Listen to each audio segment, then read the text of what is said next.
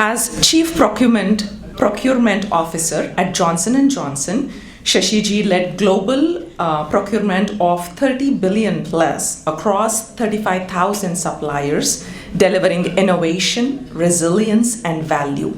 With a career spanning 3 continents and industries, he brings a unique perspective to delivering global impact.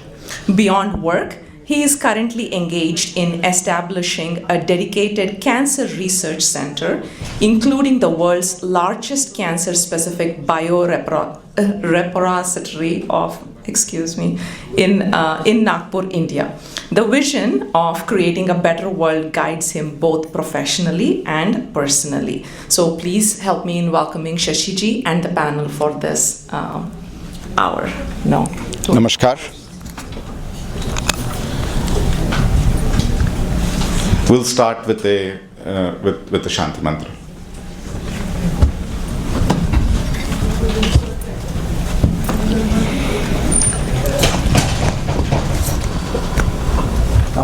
Where do we stand here?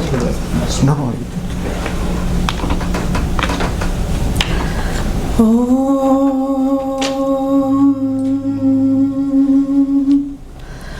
Purnamada Purnamidam Purnat Purnamudachyate Purnasya Purnamadaya Purnamevavashishyate. Om Shanti Shanti Shanti.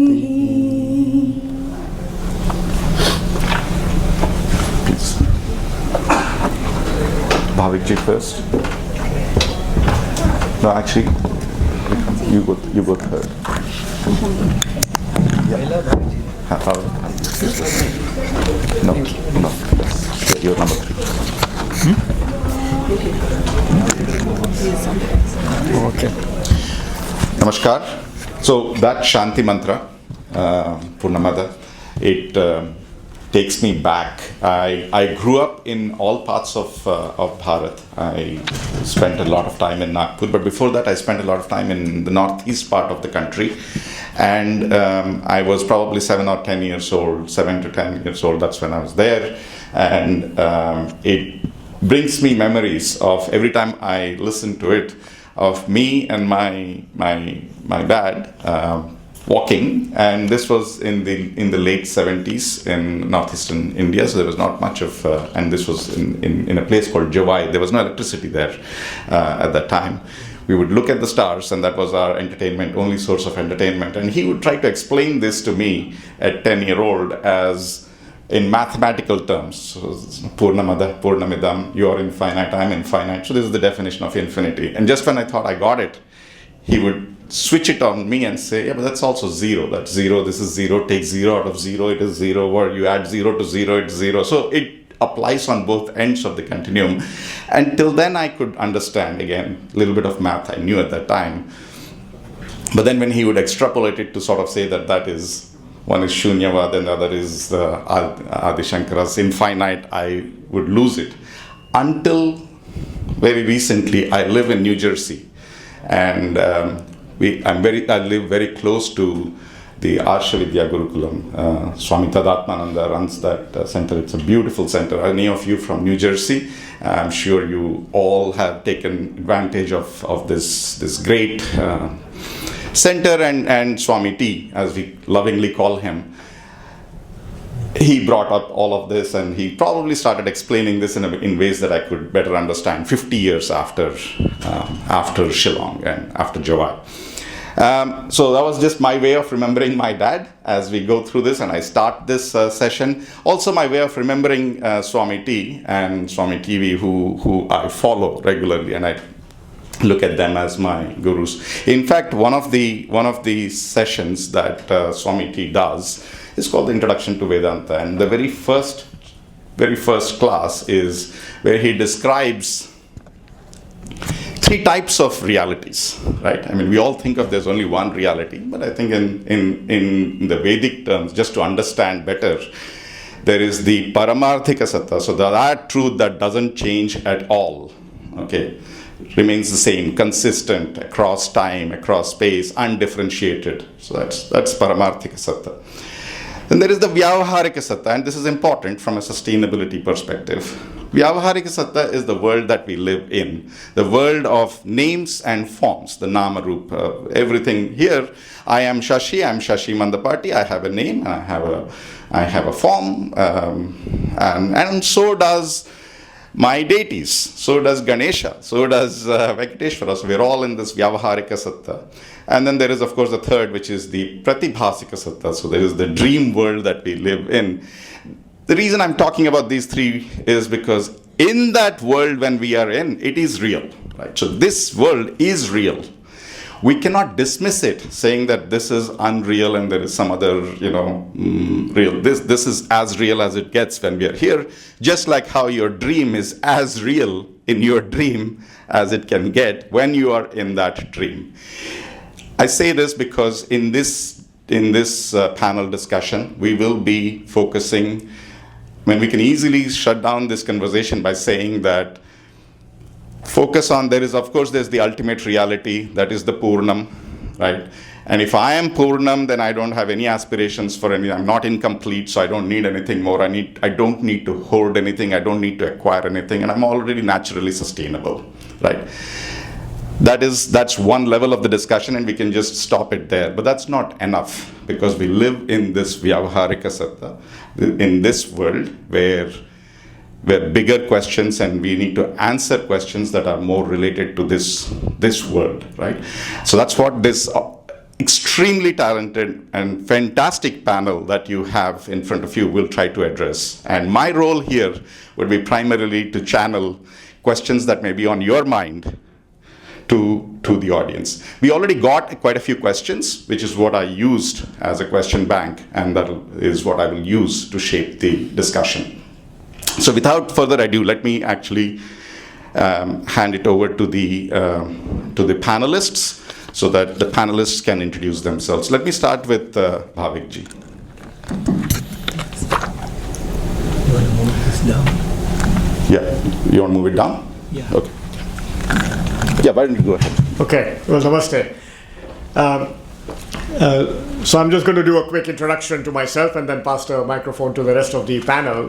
My name is Bhavik Bakshi. I'm a professor at Arizona State University.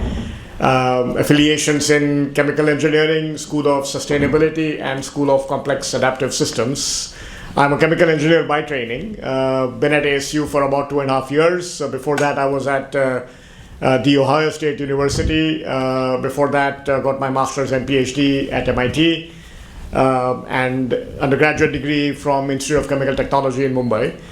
So research-wise, I've been working at this intersection of sustainability and engineering, essentially trying to figure out, how do we design manufacturing processes, supply chains, and products, things like plastics, electronics, etc., that are going to meet the requirements of sustainability. And what those requirements are, we'll be talking about that, during this panel. You may know that already. And my interest in the intersection between Dharma, or more broadly, if you like, religions, and the environment goes way back, and I'll maybe mention a little bit about that as we go through. Thank you. Yeah, if I may add, I got in touch with Bhavik ji for this panel, and actually I got in touch to him through one of his research students, right? So I was actually trying to get the research student here. She's also a brilliant lady, and we probably will get her in one of the next sessions. And then she said she had to go to Bharat for something, and she said, but Shashi, why are you talking to me about this topic? The best person to talk about sustainability and dharma and all of this, and he has been doing this work before anybody even thought of sustainability, is Bhavik ji. So I'm very happy her name is Shweta. So I'm very happy that my friend Shweta connected you with Bhavik ji. He's a luminary in this space, and we're very honored to have him here. Well, thank you, and hopefully by the end of this, you will be happy too. We'll find out. Thank you. Vikram. Thank you, Bhavik ji, and thank you, Shrikant ji. He's not here. He invited me for this conference, and thank you, Shekhar Dada, for recommending my name.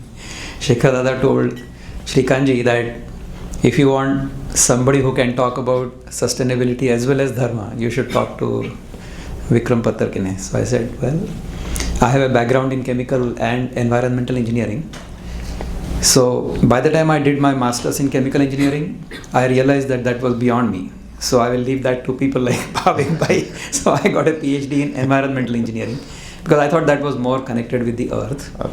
And as I learned what to do as an environmental engineer, I'll tell you a small story about that later. But this is my brief background. I am a student of chemical and environmental engineering, and more lately a student of Bhagavad Gita, Yoga and Vedanta.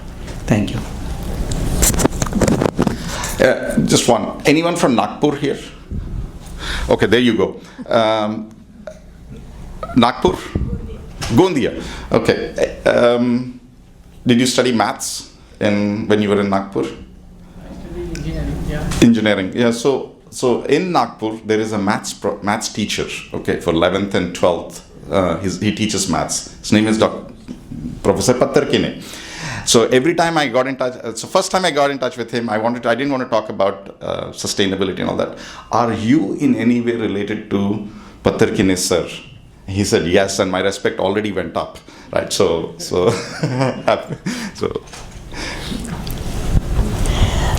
Good morning. My name is Padmini Ranganathan, and thank Shashi and Shrikantji for inviting me to speak here.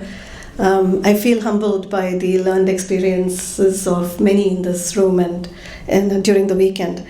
I am a resident of the Bay Area for the last 35 years in San Francisco, and prior to that I have spent about 35 plus years at the intersection of supply chain systems, sustainability and human transformation. So I have had a parallel journey from early childhood in the area of seva and service that's probably shaped my inquisitive nature and my curiosity. I was born and raised in Bangalore and spent many summers in Chennai with my maternal uncle, who was the principal of Hindu high school and also a mathematics and Vedic mathematician. So he encouraged me to ask questions, while the norm was that women or girls should stay silent and seen but not heard. But he encouraged me to ask questions and be brave and go there. So I'm grateful to him. I was also groomed by the Italian missionary discipline of Sisters of Charity or Sisters of Maria Bambina, and their service attitude and values have remained with me. So today I want to share the journey that connects my lived experiences with the traditional wisdom, and where my journey has continued in the last few years is full circle back to Vedic and Vedas and Upanishads. I'm humbled to have the Diksha from Dikshacharya, Acharya Agnata Darshananandaji, and Ma Shakti Devipriya from Shakti Multiversity in Uttarakhand. I've been studying Patanjali Yoga Sutras, and Bhagavad Gita has always framed my father's principles of living and therefore mine. And the Bhakti Marga of Ramanujacharya has framed my mother's principles and her music and therefore mine as well. So I'm very honored and grateful for the childhood that I had, and I'm honored and grateful for the support of my masters and the blessings of my masters. So that Shanti mantra that Padmini ji led, you probably got a hint of it. She's an accomplished classical singer, so we're going to take advantage of that both at the beginning and at the end of this session. Sailesh ji. Thank you. Thank you to Shrikant ji for inviting me, and for Srijit ji for recommending me to come here. And I learned something just now. I went to Hindu high school in Chennai, and then I did my BTech in IIT Madras, and then I came to the US and did my PhD in systems engineering at the Information Systems Lab at Stanford University. So I've been living in systems, thinking in systems for the last 45 years. And initially it was all about internet systems, so I was doing communications. And for the last 20 years I've been working on the environment, seeing it as a system and why human engineered systems are in conflict with the life support systems of our planet, and what can we do about it. So that's been my work for the last 20 years. I wrote a book called Carbon Dharma to begin with, and now I've been working on this new operating system for human civilization that I call Planet B, which is really Dharma. It's really Dharma civilization, but it's much more acceptable for the mainstream audience if I call it Planet B. So that's what I'm going to be talking about. Yeah. One of the things that you would hear from Sailesh all the time, and which I have now come to articulate it as Control-Alt-Del. So his mantra is delete everything that is there and start afresh. So you'll hear that theme in everything that Sailesh speaks as we go forward. But look, thank you very much, everyone, and thank you for being here. What we wanted to do over the next couple of hours is to talk about what is sustainability. I know we've talked about sustainability throughout this conference, and we have all heard of sustainability all our lives, right? So we all have our own perceptions. We will give you one definition. I'm sure that's not the only definition for sustainability, but just so that we're all on the same page for this discussion, we'll frame it, okay? And then we'll go through the discussion. I have deliberately pointed out some of those topics in red, which is to say that this is a session where you will, of course, ask questions, which I'll be very happy to outsource to the panelists here. But equally importantly, this is a session where I will come and ask you questions, particularly on those red areas. So there's an eco quiz, there's an audience so what question. That's the place where I will probably come to you and ask for your input. It's all fun, so it's all in good spirit, so don't worry too much about it, don't stress too much about it, but you have to pay attention. And then of course there is the rapid fire audience questions. So there are a few places where you will have to answer questions as well. All with an intent to ask four themes as to what is sustainability, why should be, and I know it's a rhetorical question, why sustainability, but it's good to start with the why. How are we going to do anything to help with sustainability? And then the last, probably the most important question on your minds is that, so what? Right, so what should I do differently as I move forward? Hopefully by the end of this 2.5 hour sessions, if you've made a few steps in that direction of understanding the why, what, how, and the so what, this session would have served its purpose. Okay? So what is sustainability? Let me go around and ask, what do you think of as sustainability? Anyone wants to volunteer? We are really eager to hear them. No, but you have to participate. They'll come. What is your opinion? We are Dharma. we are part of the ecosystem. We are part of the ecosystem. We're not at the top of it. We're not at the top of it. We would like to hear them more. Yeah. I think given that we're given such a great opportunity to live in this world, right? So our job is to ensure that future generations also will have the same opportunity. So we leave the planet in a way We are given better than what we inherited. right. Yeah. Okay. So I think obviously the first part of sustainability that we'll have to ground ourselves is that it's environmental sustainability. So making sure that the planet that we have inherited, which is we leave it in a form that is better than what we got it as for our next future generations. That's one aspect of and a very important aspect of sustainability. The second, perhaps, in other forums it's well discussed, but I think in this we've touched upon it less so, but it's equally important, is social sustainability. So making sure that all sections of the society take advantage or can benefit from the gains that are being made. It's in the absence of social sustainability, what happens is that there are the less powerful parts of the society, like children and women, okay, who may get exploited. and sometimes these can come in conflict, right? So environmental sustainability and social sustainability. And then the third is that all of this has to work out from an economics perspective. So if the economics is not there, some of these the sustainability might not sustain itself over time, and it might become a favorite hobby for someone. Yes?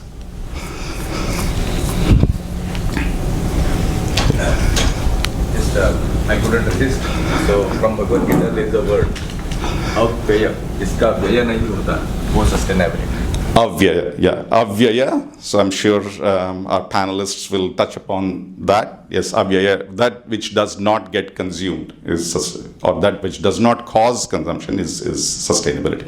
Okay, so where you have the intersection of this Venn diagram, where everything meets, is where you have sustainability and you have equilibrium, right? The topic that has been given to us is equilibrium. Okay, and how do we move from chaos that we have to equilibrium? So when all the three are together is when you can say that there is, and when any one of them is missing, it's not like it should not be done, but it creates risks. So when you have environment and it's economically very good, and it's economically also very good, but it does not involve all social aspects, or some part of the society is actually being exploited through that plan. It can lead to a situation where there is unrest. That's what leads to situations where there are revolutions and revolts and all of that. Right? It's a risk that needs to be managed. Where you have social and economic, but environment is not being protected, it can lead to long-term impact where you have smog and you have healthcare impact for the populations, etc. So it's a risk that would need to be managed. And then where you have environmental and social but no economic, it hurts the population from an economics perspective. It can lead to a risk that there is poverty and the society is not able to sustain itself, right? So those are the things that we will need to manage. So all three are important, and our intent would be to make sure that we bring all three together. So that's the equilibrium that we want to achieve, right? So now, one of the feedbacks that we got from the previous panel discussions was that we need to liven it up. Okay, we need to add content that would help you engage and answer questions. So I have 3 clips. Let's go through the first one. Listen to this, and there are 2 questions there. What is being sold or bought here? And what forms of sustainability do you see in that clip? Economic, social, or environmental?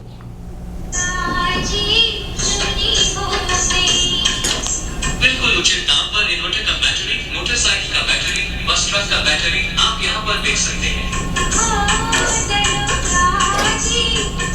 हाँ जी, दूर खड़े होकर मत सोचिए, लेकर आइए कोई भी टूटा फूटा प्लास्टिक का बर्तन, टूटा फूटा मोबाइल, बेकार पड़ा हुआ लोहा, 8 हॉर्स पावर का इंजन, 10 हॉर्स पावर का इंजन, कोई भी लोहे की बनी हुई पुराना सामान, बदले में उचित दाम ले जाइए।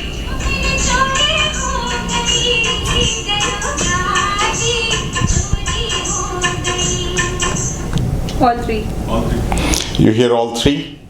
So this is the parallel cyclical economy that India has sustained for the longest of time. So these are people who go and buy electronic waste. They buy anything which is a solid waste is what they collect, and this is just one. So the kachra walas, kabadi walas, right? There are also women who come to houses, collect saris and clothes, and then they would barter it for a steel utensil, right? This they make around 10,000 to 12,000 rupees per month. It's a lot of. It's actually a fairly hazardous kind of work because they collect all sorts of solid waste. But it's an essential part of the cyclical economy that exists in the country, and actually it is doing work which the municipalities should be doing, right? And actually they're far more efficient than the municipalities. More than 95% of the electronic waste in India is actually recycled through these channels. I was going to say, thank goodness it's happening in India because it's not happening in US. So municipalities have only around 30%. So whatever you give, they're able to recycle only 30% of this. And this happens because it is a good example of where all the three sustainabilities actually works well. So there is an economic incentive, there is social inclusion, and there is the environment. Now it is also, this whole thing is also at risk because of other reasons. We're not going to get into that, but this is a good example of all the three sustainabilities sort of coming together. Let's listen to the second one, and then the two questions that you have to answer is, how is this conversation connected to sustainability? Is it connected to sustainability at all? And then who is the speaker, or which is the company that is being talked about?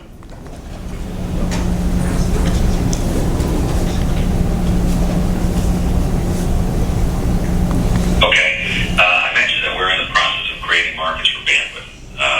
Video is they call it a bandwidth hog application. It chews up enormous amounts of bandwidth. And so once we started to create this market for bandwidth, we have bandwidth available on demand for our customers. This is a perfect fit with the needs of someone like Blockbuster that's trying to create a video on demand product. So for example, you're sitting at home, Friday evening, you decide you'd like to watch a movie. You don't want to drive out to the Blockbuster store and pick up a videotape. You're tired, you just want to sit in front of the television. So you turn on the television, go to the screen, which would be Blockbuster screen, where we're providing the bandwidth to get it to your house. You choose the movie that you want to see. When you choose that movie, we will automatically provision the necessary bandwidth to get that movie to your house, real time. And so we'll create the bandwidth to make that happen. You'll watch the movie. When you're done watching the movie, that bandwidth will go away. So you're just paying for what you use, and we're making sure that bandwidth is available in the quantity you need to get a great picture. When am I going to be able to do that? Well, we've got, right now, we're rolling it out in 4 cities in a test phase. And that's Portland, Oregon, Salt Lake City, New York City, and Seattle. Netflix CEO. So you think it's Reed Hastings? I don't know the name. Netflix CEO. Yeah. Okay. Netflix CEO. Well, let me tell you, this is a radio interview. This is from 2003. So it's 4 years before, 4 or 5 years before Netflix. It is connected to sustainability. I mean, otherwise, he's talking about a business model which is similar to what Netflix does today. But how is it connected to sustainability is when you know who is speaking. The person who's speaking is the then CEO of a corporation called Enron Corporation. Jeff Skilling. Yes, you're right. So Jeff Skilling is the one who's talking. This is 6 months before Enron was embroiled in this big, here you would know more about Enron, right? You would know more about Enron in this part of the world. But anyhow, so and about a year after that, he was jailed, and I think he came out of the jail in 2017, right? I'm so honest there. So he is very strategic. So you're right. He's very honest. He's very strategic. He's got a fantastic business plan. But what he lacks is, what he or his company lacks, is transparency. It's the ability to protect all stakeholders. And as a result of which, no matter how great the strategic plans are, they were worth nothing. The whole company went bankrupt, and he was in jail for 15 years after that, right? This is part of economic. So a part of economic sustainability is also governance, right, and transparency. So when you hear the word ESG, that's where this comes. And so that's why I wanted to use this as a clip to emphasize the importance of economic sustainability. Without that, most of the other discussions can be a lot of painting pictures that are not true. Right, that could be happening in the world of economics. Now, finally, the last clip. Now, of course, you know that it will have all the three: economic, environmental, and social sustainability. So that's not the question. This is a poem It's a Hindi poem. Listen to it and pay attention, and then see if you can catch all the three. It's a 2-minute clip. घने जंगल नींद में डूबे हुए से ऊँघते अनमने जंगल, झाड़ ऊंचे और नीचे चुप खड़े हैं आंख नीचे, घास चुप है, घास चुप है, मूंग शाल पलाश चुप है, बन सके तो धसो इनमें, धस न पाती हवा जिनमें, सतपुड़ा के घने जंगल ऊँघते अनमने जंगल, अजगरों से भरे जंगल, अगम गति से परे जंगल, साथ साथ पहाड़ वाले, बड़े छोटे झाड़ वाले, शेर वाले, बाघ वाले, गरज और दहाड़ वाले, कम से कनकने जंगल, नींद में डूबे हुए से ऊँघते अनमने जंगल। इन वनों के खूब भीतर 4 मुर्गे 4 तीतर पालकर निश्चिंत बैठे, विजन वन के बीच बैठे, झोपड़ी पर फूस डाले, गोंड तगड़े और काले। जबकि होली पास आती, सरसराती घास गाती और महुए से लपकती, मत करती बास आती, गूंज उठते ढोल इनके, गीत इनके, बोल इनके, सतपुड़ा के घने जंगल नींद में डूबे हुए से ऊँघते अनमने जंगल, जागते अंगड़ाइयों में, खो खड्डों खाइयों में, घास पागल, कास पागल, शाल और पलाश पागल, लता पागल, वात पागल, डाल पागल, पात पागल, मत मुर्गे और तीतर इन वनों के खूब भीतर, क्षितिज तक फैला हुआ सा, मृत्यु तक मैला हुआ सा, क्षुब्ध काली लहर वाला, मथित उथित जहर वाला, मेरु वाला, शेष वाला, शंभु और सुरेश वाला एक सागर जानते हो? उसे कैसा मानते हो? ठीक वैसे घने जंगल, नींद में डूबे हुए से ऊँघते अनमने जंगल। धसो इनमें डर नहीं है, मौत का ये घर नहीं है, उतर कर बहते अनेकों कल कथा कहते, अनेकों नदी निर्झर और नाले इन वनों ने गोद पाले, लाख पंछी 100 हिरंदल, चांद के कितने किरंदल, झूमते बन फूल फलियां, खिल रही अज्ञात कलियां, हरित दूर्वा रक्त किसलय, पूत पावन पूर्ण रसमय, सतपुड़ा के घने जंगल, लताओं के बने जंगल। How many of you have heard this poem before? So it's called Satpuda ke Ghane Jangal. It's written by a poet called Bhavani Prasad Mishra. Actually, it was written in a place very close to Nagpur, and it describes the jungles of Satpuda, the central Indian. So the question is, did you pick all 3 aspects of sustainability in how the poet describes Satpuda ke Ghane Jangal? And by the way, Swamiji, on day 1, Swamiji talked about how a jungle is a jungle. It's not a plantation. It is dangerous. It can be. It is not something that is designed to. It's not curated. It doesn't have. It's ferocious. So you see that whole imagery coming through in how the poet describes these jungles. But did you pick all 3 aspects of sustainability? Economic. I did not. What is?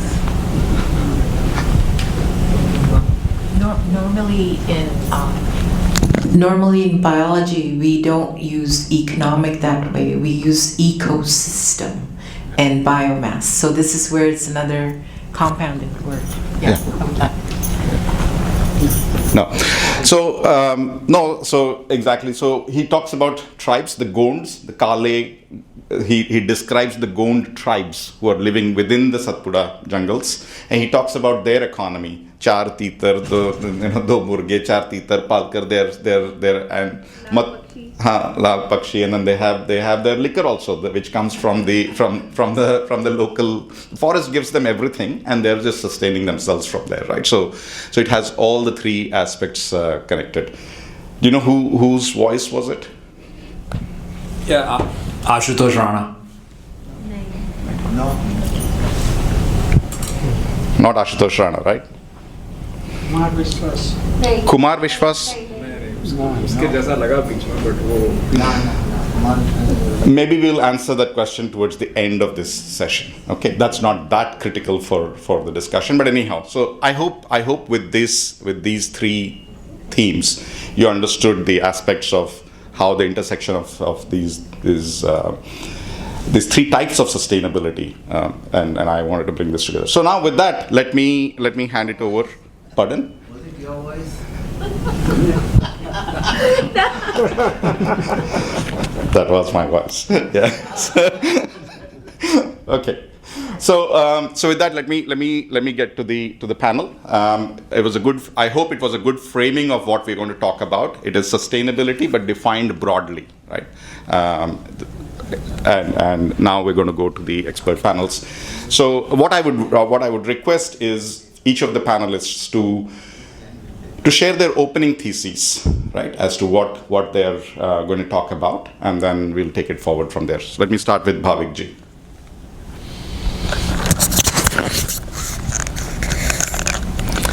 Okay, thank you very much, and that was a really marvelous introduction, I think. So I think it, was really top class. Thanks for putting in the effort. So what I wanted to do to sort of, continue the conversation is talk more about sort of a very broad historical view. Okay, sustainability is something that has become popular lately. I work in the discipline that is called sustainable engineering. It's a relatively new discipline. It's been around for maybe 30 years, maybe 40 at the most. I've been involved in it for about 30, and it kind of started around that time. But this is not something that is really that new. Okay, so if we go back, the planet has been around about 4.5 billion years. Homo sapiens around 300,000 years.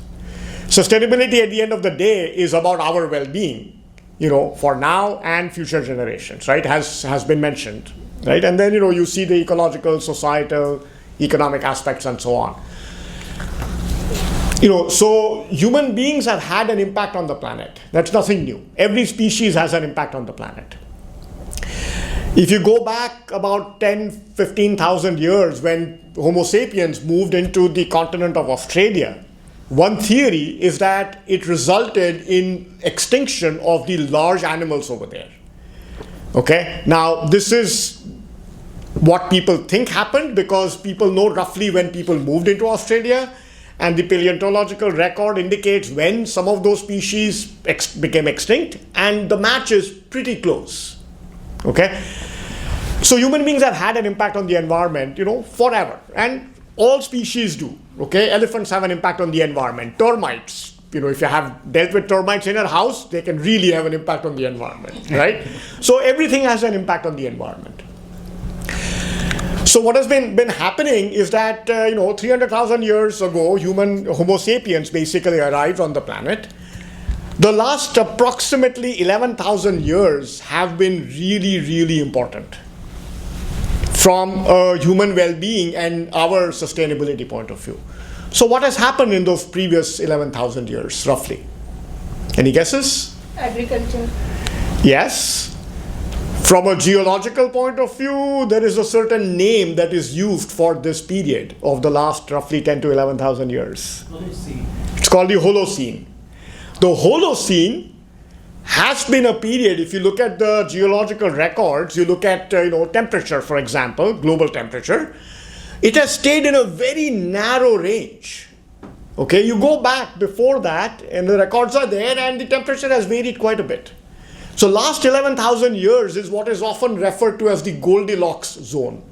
It's the zone of evolution, or of not I shouldn't say evolution, of geological history, planetary history, universal history, if you like, that has really been good for Homo sapiens. That is when we settled down.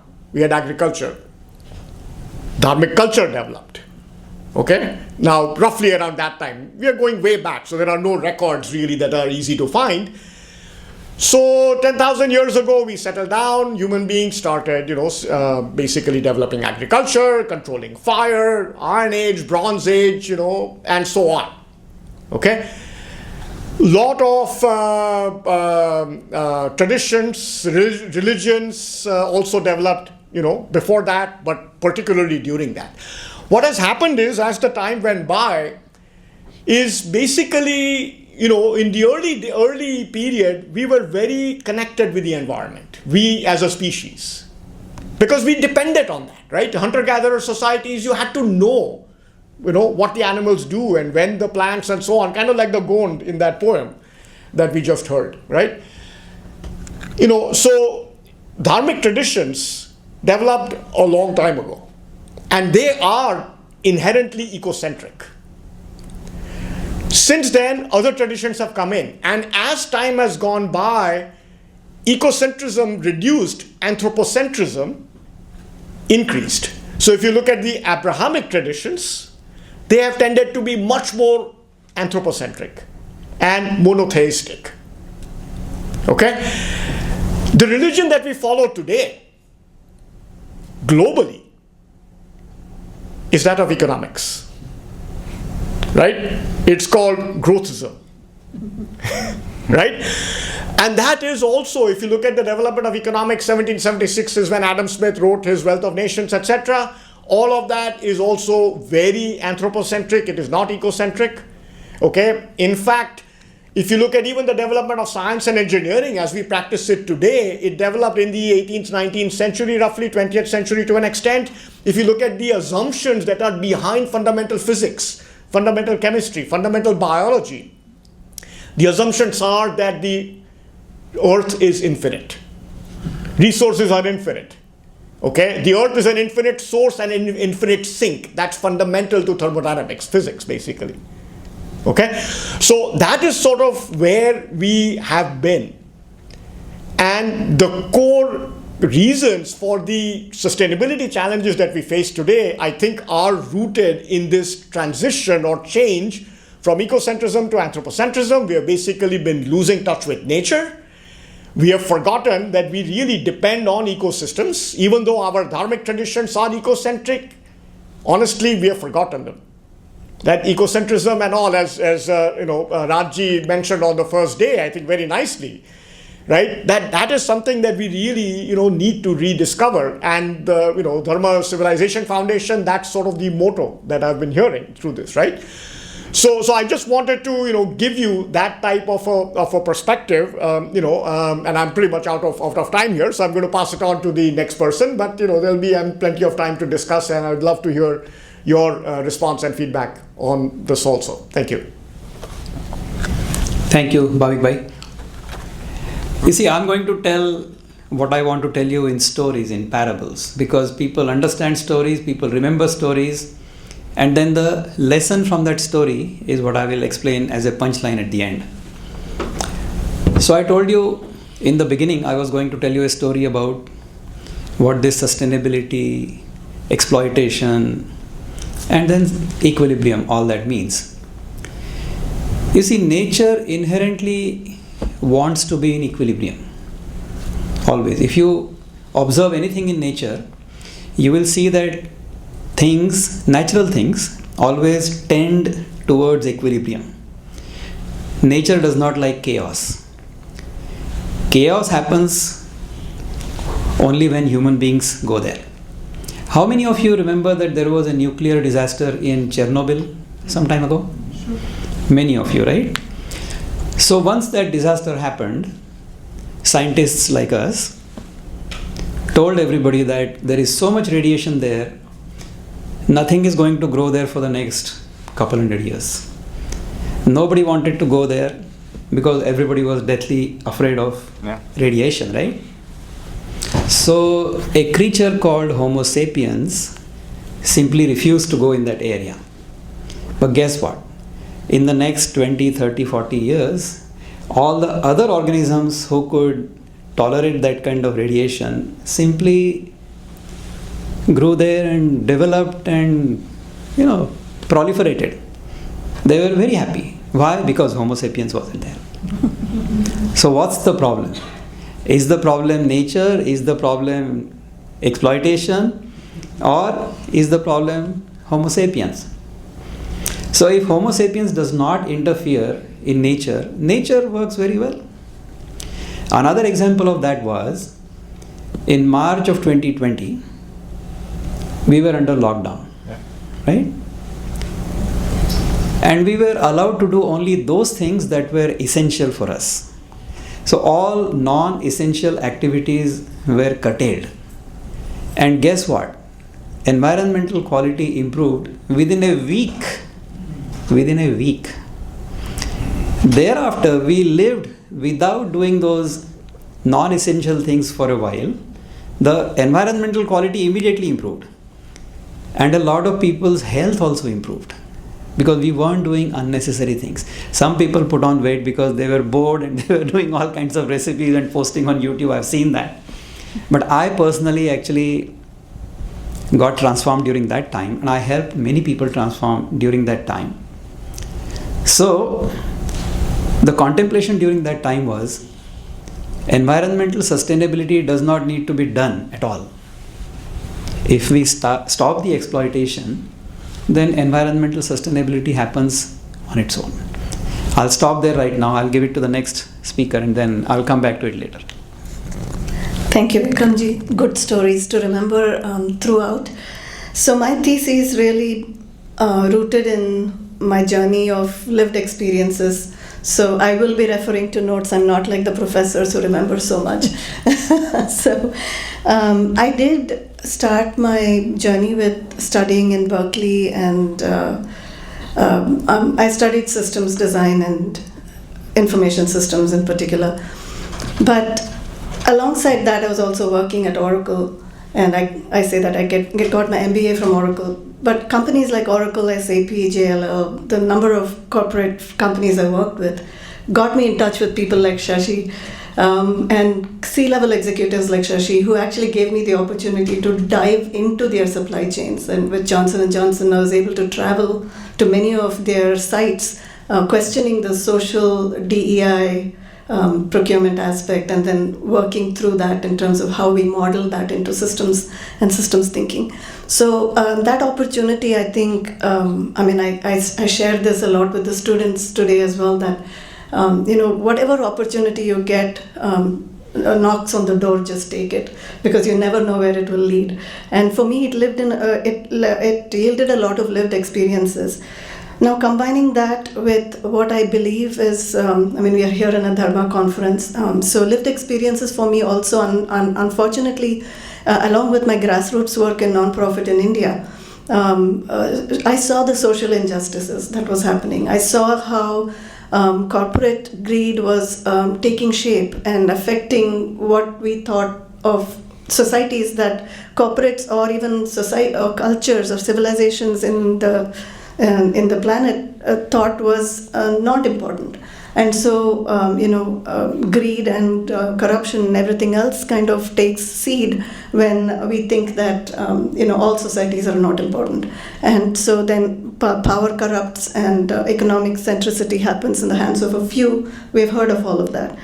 So Patanjali gives us a 3-step framework, which is my thesis, and I'll put it in context of what I have gone through over 35 years.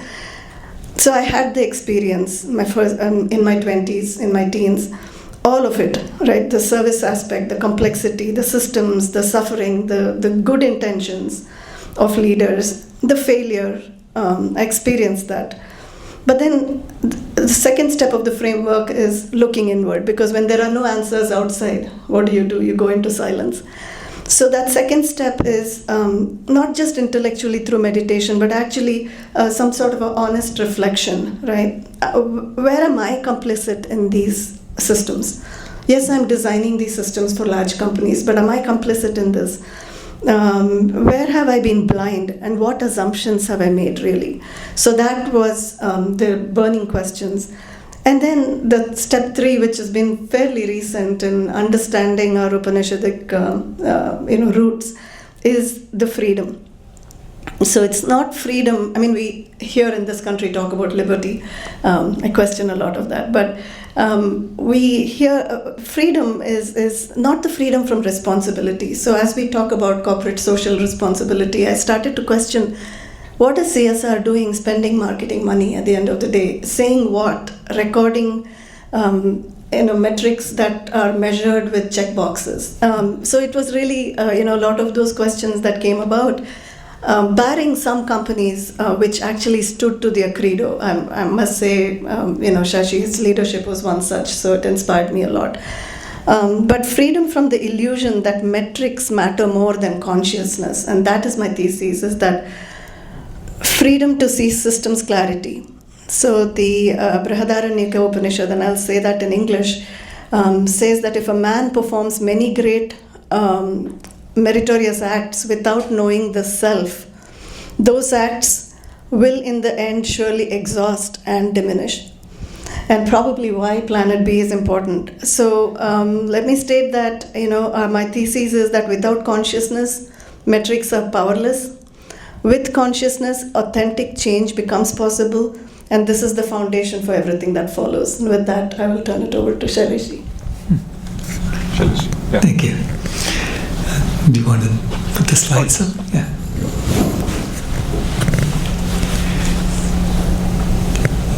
Yeah, thank you so much. Just following on from 3 excellent talks that you heard right now, I want to begin with this assumption of an infinite source for resources in planet Earth and an infinite sink for waste, which every engineering school teaches their students.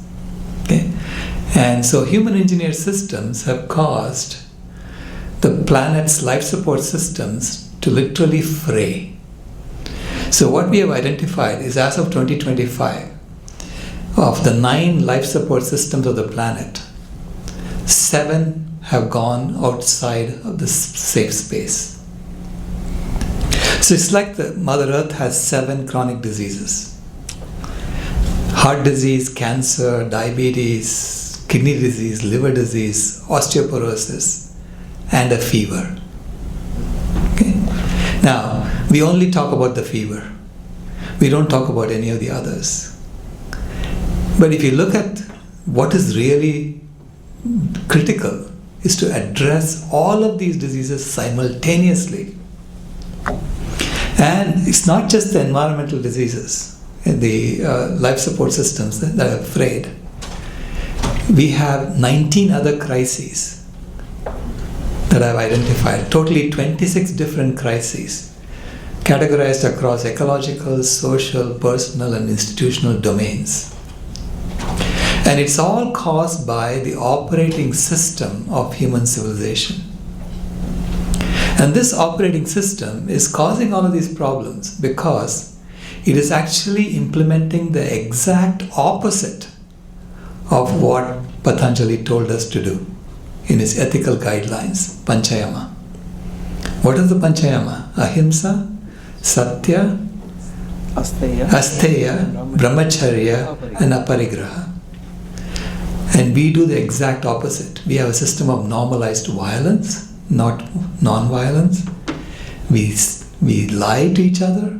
We've got people coming out of educational institutions with 7 myths installed in their minds, and I've identified all 7 of those myths. And we steal from the poor to enrich the rich. We steal from future generations to enrich our current generation. We celebrate excess, not moderation. And finally, we hoard, we grasp. It's not aparigraha, it's parigraha. That's what's going on. Therefore, planet A has to be abandoned. Planet A is the current operating system of human civilization. It's completely unsustainable. You can never tweak it into sustainability. You have to really design a completely new operating system that is in alignment with Panchayama. That's planet B. Next one. Yeah. And you can see that when you design something, a system that addresses all of these simultaneously, and you design it properly, you can eliminate all 26 of the crises. All 26 of them are addressed simultaneously. But it's an adoption of a new operating system. And it begins with one of the oldest things that Hindus gave the world, veganism. That's the foundation of planet B. Non-violence to all life, to all animals. Next.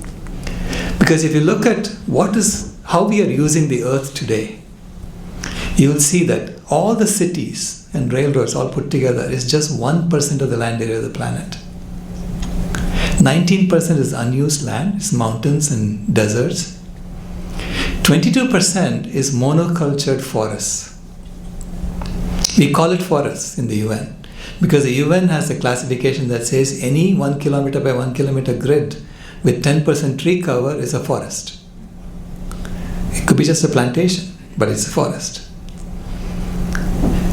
Only 9% is original forest. And even that, we have been playing games. So we take out 90% of the trees and pretend it's still a forest. Because the UN says 10% tree cover is a forest. That's the kind of games we have been playing. 37% is grazing land for our farmed animals. 12% is cropland. Now that 12%, half of that cropland is giving us 85% of the food we eat in terms of plant foods alone. Our animal foods only constitute 12% of the food we eat. That includes meat, dairy, eggs all put together.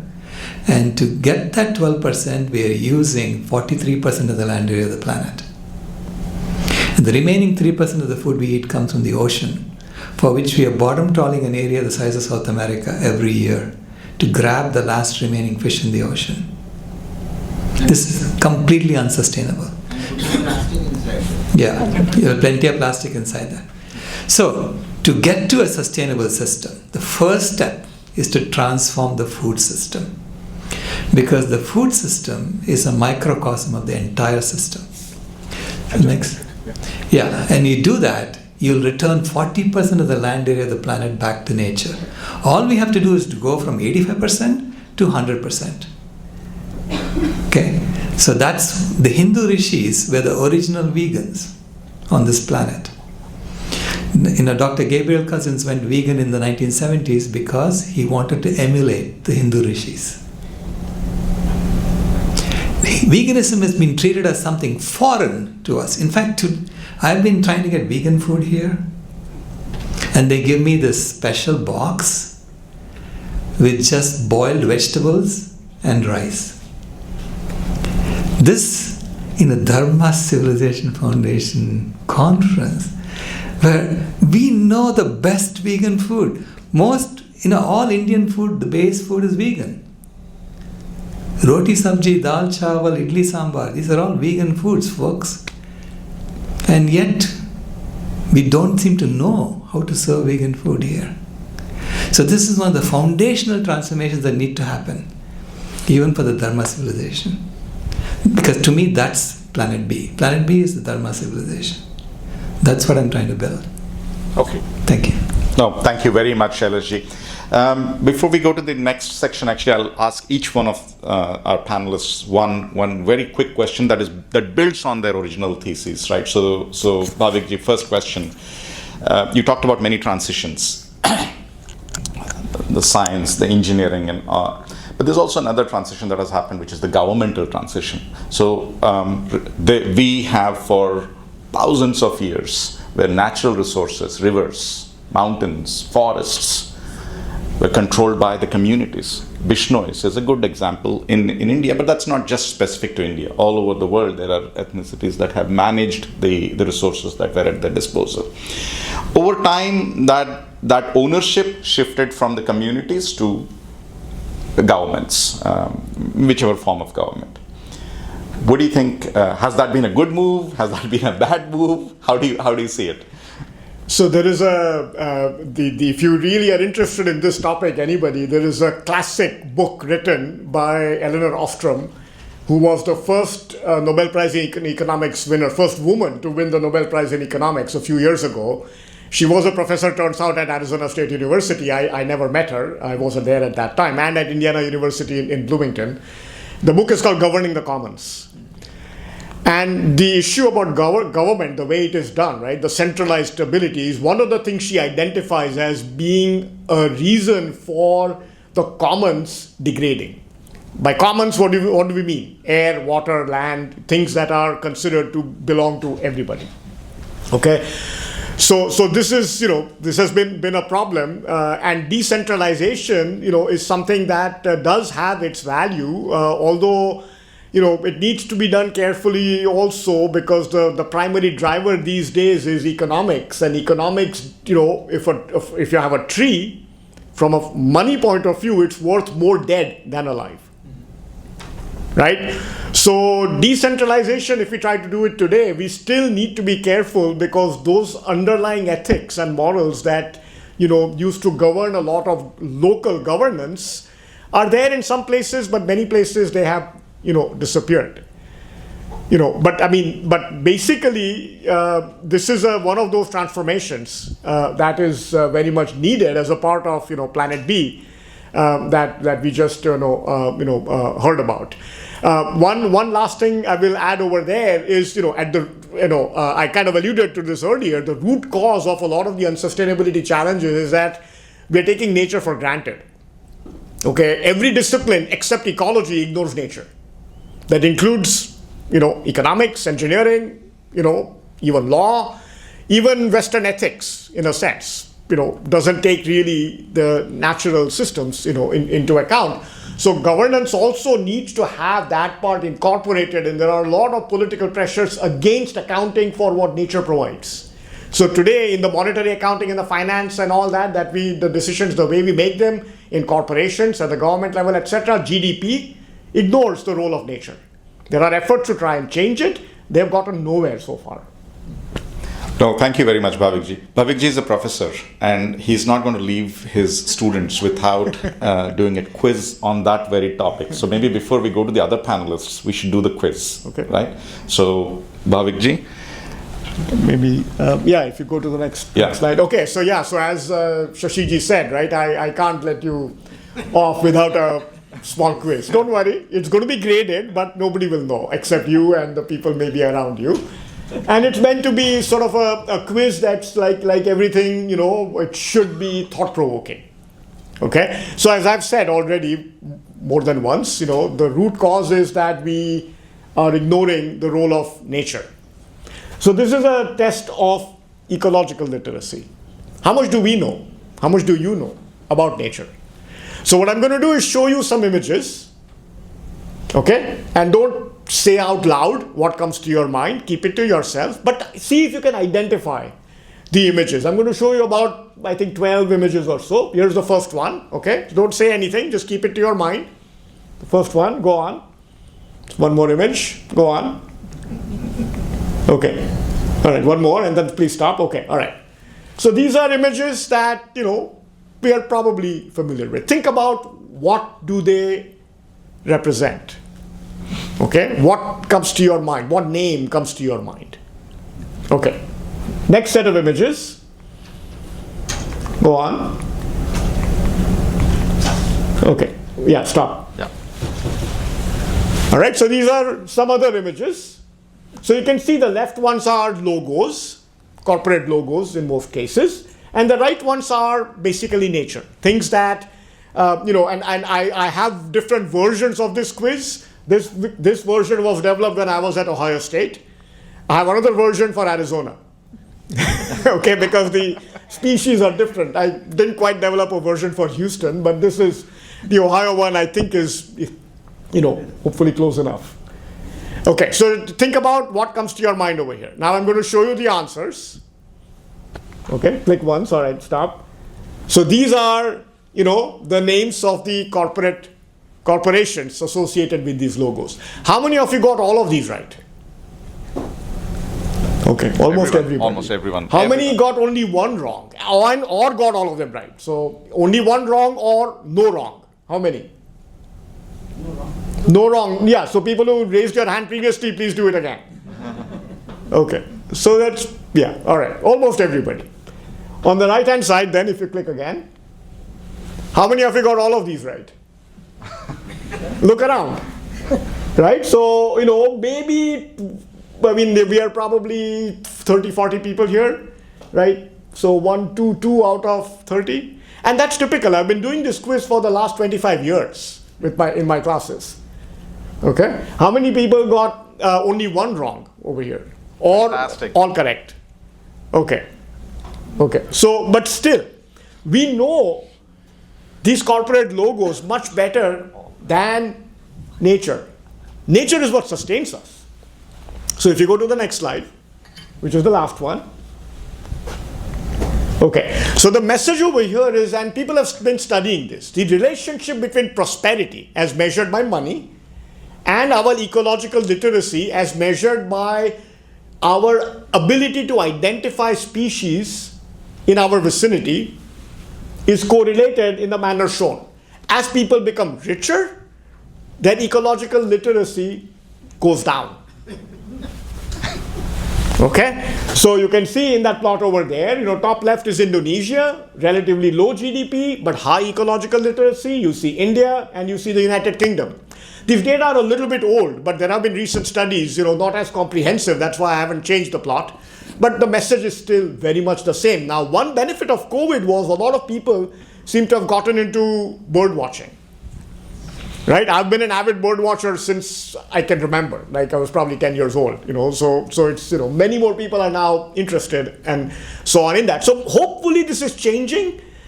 But if we want to sustain ourselves and the very fundamental things that our sustainability depends on, which is nature, if we don't know enough about it, if we don't even know what is the nature around us, and we surely in that case don't know what it does for us, how is it important, how does it sustain us, then how is there any chance of us developing a sustainable world?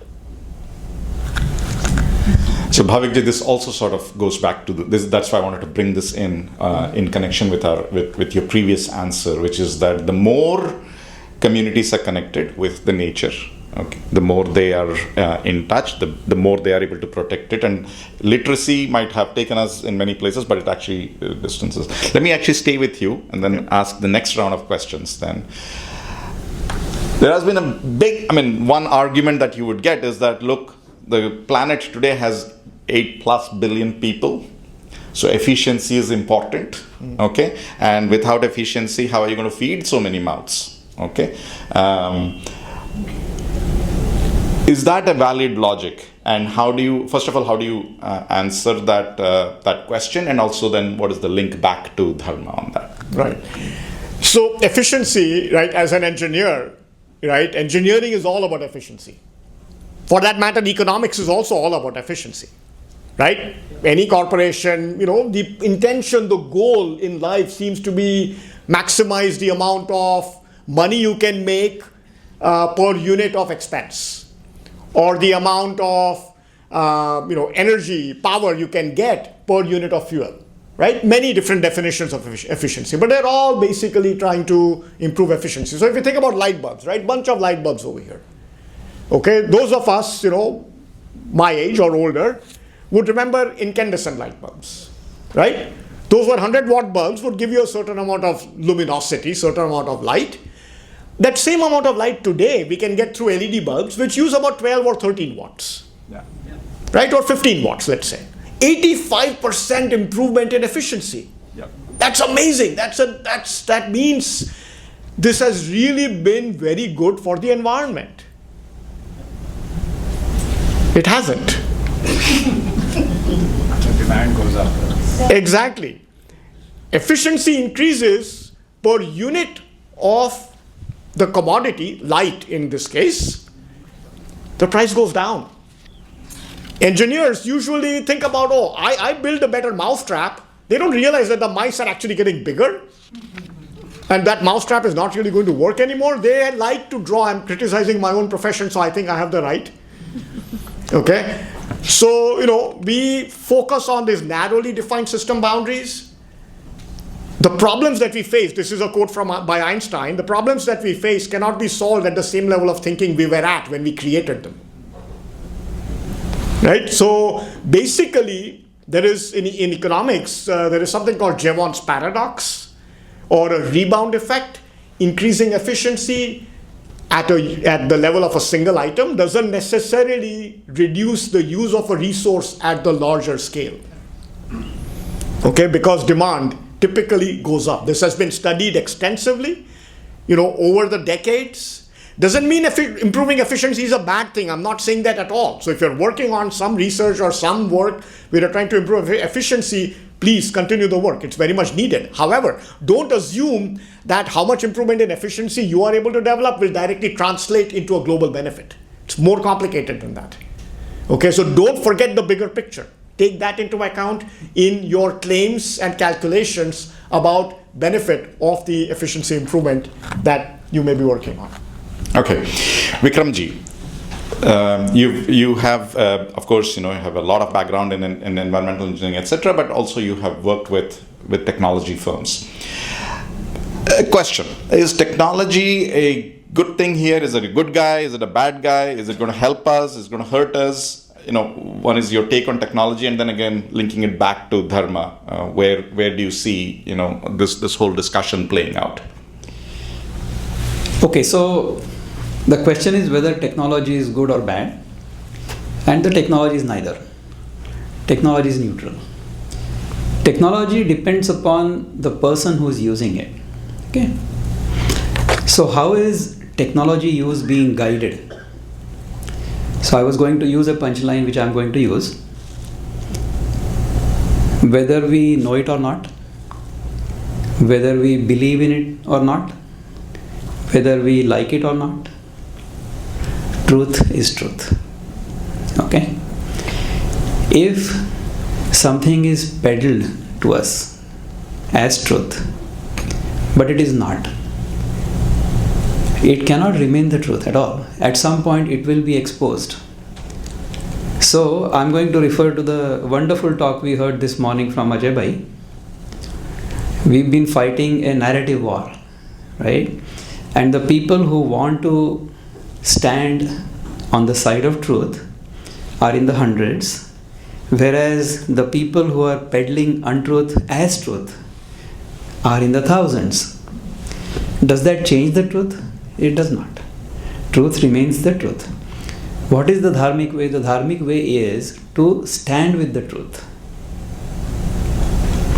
And I compliment you, Ajay Bhai, as well as those who are here, and our elder brother here, Sailesh Ji, who has recognized that the operating system on which we have based our modern life, planet A, is not sustainable.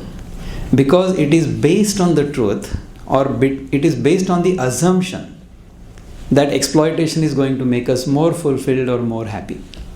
And that's not the truth at all. Right? As an environmental engineer, what should I be doing? If I ask myself this question, so I'll give you a story. I love stories. So if you all want to clean your house, especially back home, what do? We go to the bazaar, we go to the store, and we buy a jhadu. Okay? And don't equate this with the symbol of a company, okay? Or a party, political party. Yeah. Now I'm going to come to that as well. So if you want to clean the house and you want to go buy a broom, you hope that the broom is clean, right? If that broom itself is bad or dirty, then it's going to make your house even more dirty. So if, as an environmental engineer, I want to clean up this world, should I not clean up myself first? Should I not clean up my act first? So therefore, the inspiration I got was from the Bhagavad Gita. Bhagavad Gita says, Bhagavan says, Uddharedatmanatmanam natmanam avasadayet atmai vayatmano bandhur atmai varipuratmanah, which means हम हमारा उद्धार स्वयं कर सकते हैं. The only person I can improve is myself. Okay? And I can improve myself. I can purify myself. I cannot really, I can inspire others to improve themselves, but I cannot make other people improve themselves. How many people here are married? Okay, you've been married for quite a while, I hope, or however many years you have been married. In these years, at least one wisdom you would have understood, that I cannot change my spouse. You have to live with him or her. Correct? So this spouse is not a piece of furniture कि इसको यहाँ से हटाया उधर रख दिया. ऐसा नहीं होता है. You cannot change people around you by forcing a change. You have to inspire that change. So if we become the change that we want to see in the world, then we can inspire the world to change. How do we change? Sailesh Rao, our elder brother, he changed his entire life himself. When I heard him for the first time, I thought that story was so close to my heart. Once I transformed my own life through self-discipline, and the shlok I'm going to use for that again is from Bhagavad Gita, Yuktahara viharasya yukta cheshtasya karmasu yukta swapnavabodhasya yogo bhavati dukkha. This is the essence of Patanjali's Yoga Sutra. Ki whatever you do, whatever you consume, whatever you do in this world, it all has to be yukta.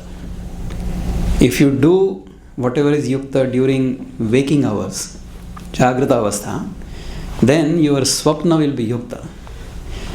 The person I consider my guru says, if we see horror movies or serials before we go to bed. Yesterday there was a discussion on Dinacharya, Ratricharya. The name of the film he uses is Jalti Train Mein Latakti Lash. If you see that kind of movie at night and expect Bhagwan Krishna to come in your dream playing the Murali, it's not going to happen. He is going to come into your dream with a Sudarshan Chakra. Right? So, if we do not do the right things in our life, we cannot hope to have good dreams. In the same manner, if we don't do the right things during our life, we cannot expect good results. What do we base our actions on? And those actions have to be based on, as Sailesh ji also said, yamas. I'm going to give it to my sister here. No, actually, Padmini ji, I'll come to you in a second, but let me actually build on, maybe Sailesh ji, you can build on the topic that Vikram ji already raised, which is that, you move from plan A to plan B, from planet A to planet B, in your case is a radical shift. It's a Control-Alt-Del. Jalado. Take this whole thing off and then bring in a new world order, right? Is this? So, what does the transition look like? What does the transition look like? And how do we make sure that all stakeholders sort of can go through this transition? Once you do that, and then I'll come back to you. Yeah, correct. It is, say, a system is an organized way of accomplishing an objective. And so, unless you change the objective function of your system, you're not going to change the system. You can tweak anything you want, but so long as the objective function remains exploitation and extraction, you will never change the system, and it'll never become sustainable, right? This is why I say you have to change the objective function and create a new operating system that is in alignment with yoga and the Panchayamas. And it's not just Hindu Dharma, it's all religions tell you this is the right thing to do, be kind to others and all this. So you have to design these guardrails so that people live their ordinary lives and it becomes sustainable. If we don't get to a system like that, we will never solve our problems. Okay, that's the idea. Now, how do you transition from planet A to planet B? It turns out that the food system is the key to make this transformation happen. Because right now the food system is extracting 6 times as much food as we need from the planet. But most of it is going to our animals. Okay, so if I look at the total amount of food we are taking from the planet as mammals, for every 100 plates of food we take from the planet, 18 plates are eaten by human beings, 81 plates are eaten by our farmed animals, and only 1 plate has to be shared by all the wild mammals on the planet, from elephants to mice put together. And the animal agriculture industry is trying to grow. because we are in a system, it's all about growth. Everybody wants to grow. Okay? The animal agriculture industry, if it tries to grow, it needs more food. Where is that going to come from? That one plate. They're going after that one plate from wild animals. And once that one plate is gone from wild animals and wild animals are over, then they're going to come after the 18 plates that human beings are eating. They're going to start killing us. So we are in a system like that, right? A food system that's clearly dysfunctional. I mean, it's so dysfunctional that 800 million people are going hungry right now, and 8 million people are dying of hunger every year, and 30 million people are dying of chronic diseases every year. So people who are rich are also not eating the right food. We are all being deceived into eating the wrong foods so that we become customers for the hospitals and the pharmaceutical industries. It's literally, it's a completely dysfunctional food system. Okay, 95% of Americans are not getting enough fiber in their diets. Now you ask, can you not solve this problem? Can you not make sure that every human being gets adequate nutrition? That's a solvable problem. So I said, let's create community food systems in which we make sure that everyone has access to nutritious food. Yeah. Okay, and we have done that in the past. It's called temple food. Just make sure that temple food is nutritious and available to everybody. Okay, so community food systems minimize waste. They minimize waste. They minimize pollution because you don't have to package everything down to single family sizes. Right? That's where all the plastic comes in. So you can create a system, a food system for planet B that nourishes everybody, makes everyone healthy, and every one of us can agree to support that because it's going to be cheaper for you also. It's economically viable today to do that. And once we do that, then we will restore the forests. So we will have all the land to restore the forest because it's going to be a vegan food system, literally. So that's what we are beginning actually in 2 weeks in Washington State. We are going to do this in Port Townsend. Trying to get all of Port Townsend to have access to healthy food for free and monitor their health markers and see that they improve. Awesome. Yeah. Fantastic.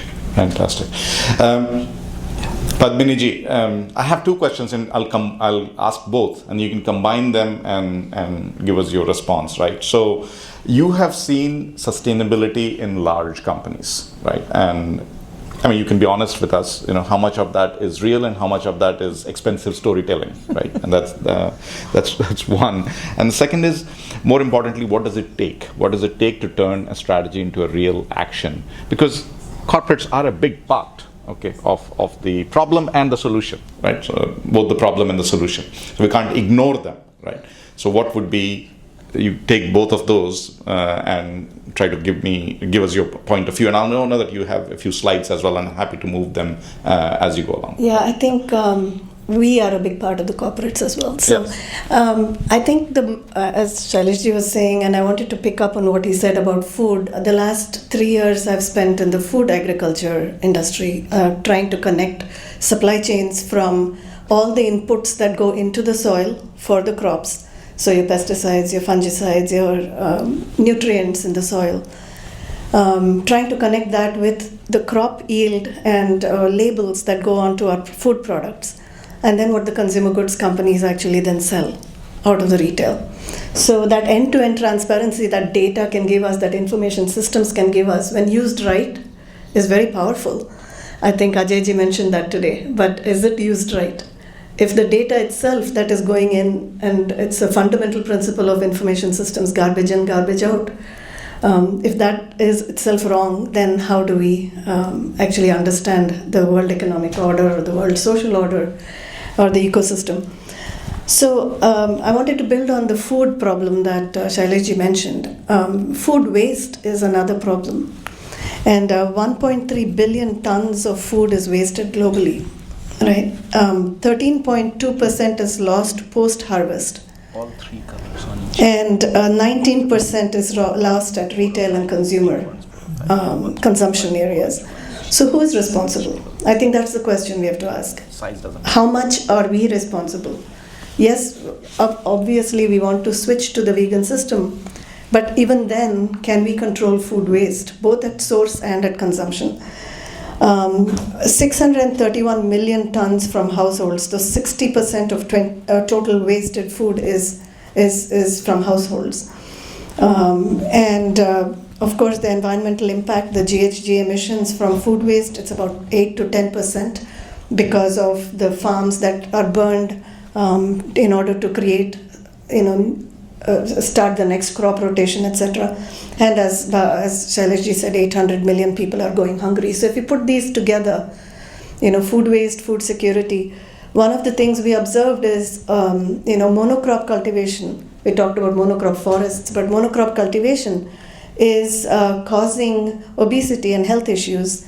Yes, mass production lines the pockets of a few, but then unfortunately not everybody has access or the money to pay for organic food, or what is labeled organic at least.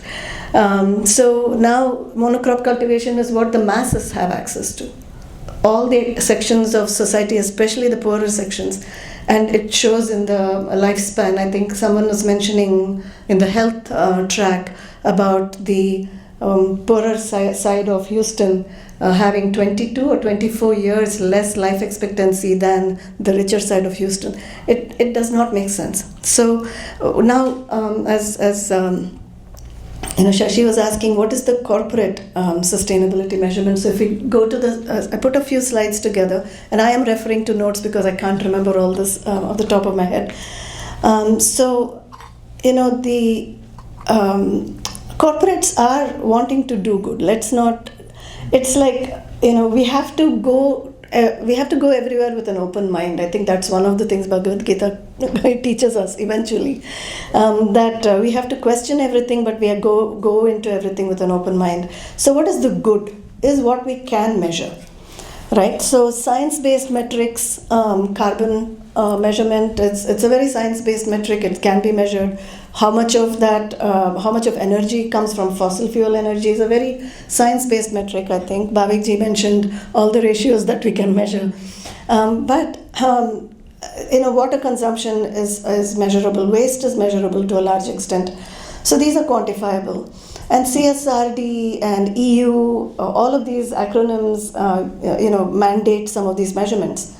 Right, so companies are getting there. The cost to implement these measures are approximately about $350,000 annually per large European company, and I'm using Europe as the standard because American companies have a outlier that is biased. I won't go there. And so this is real progress. You asked me to be honest. So this is real progress, and this matters, right? So it does matter what corporates are standing for. But the bad is where the implementation falls apart. So only 29% of companies are actually prepared for CSRD compliance. The key word here is compliance. This is from KPMG. And 50% of supply regions operate in a high to extreme ESG violation. Because the companies that are reporting are in the global west, and the companies that are supplying mostly are in the global south or the global east. Right, so this distinction is something that we have to keep in mind. Again, divisive. We have become very divisive as human beings, I think, and not really thinking about the other. And scope 3 emissions, scope 1, scope 2, for those of you who are familiar with greenhouse gas emission methods, scope 1 and scope 2 just measures what we are consuming, what we are producing. But scope 3 is measuring what our suppliers are consuming and producing. Really, do we even know who our suppliers are? Shashi can answer that question.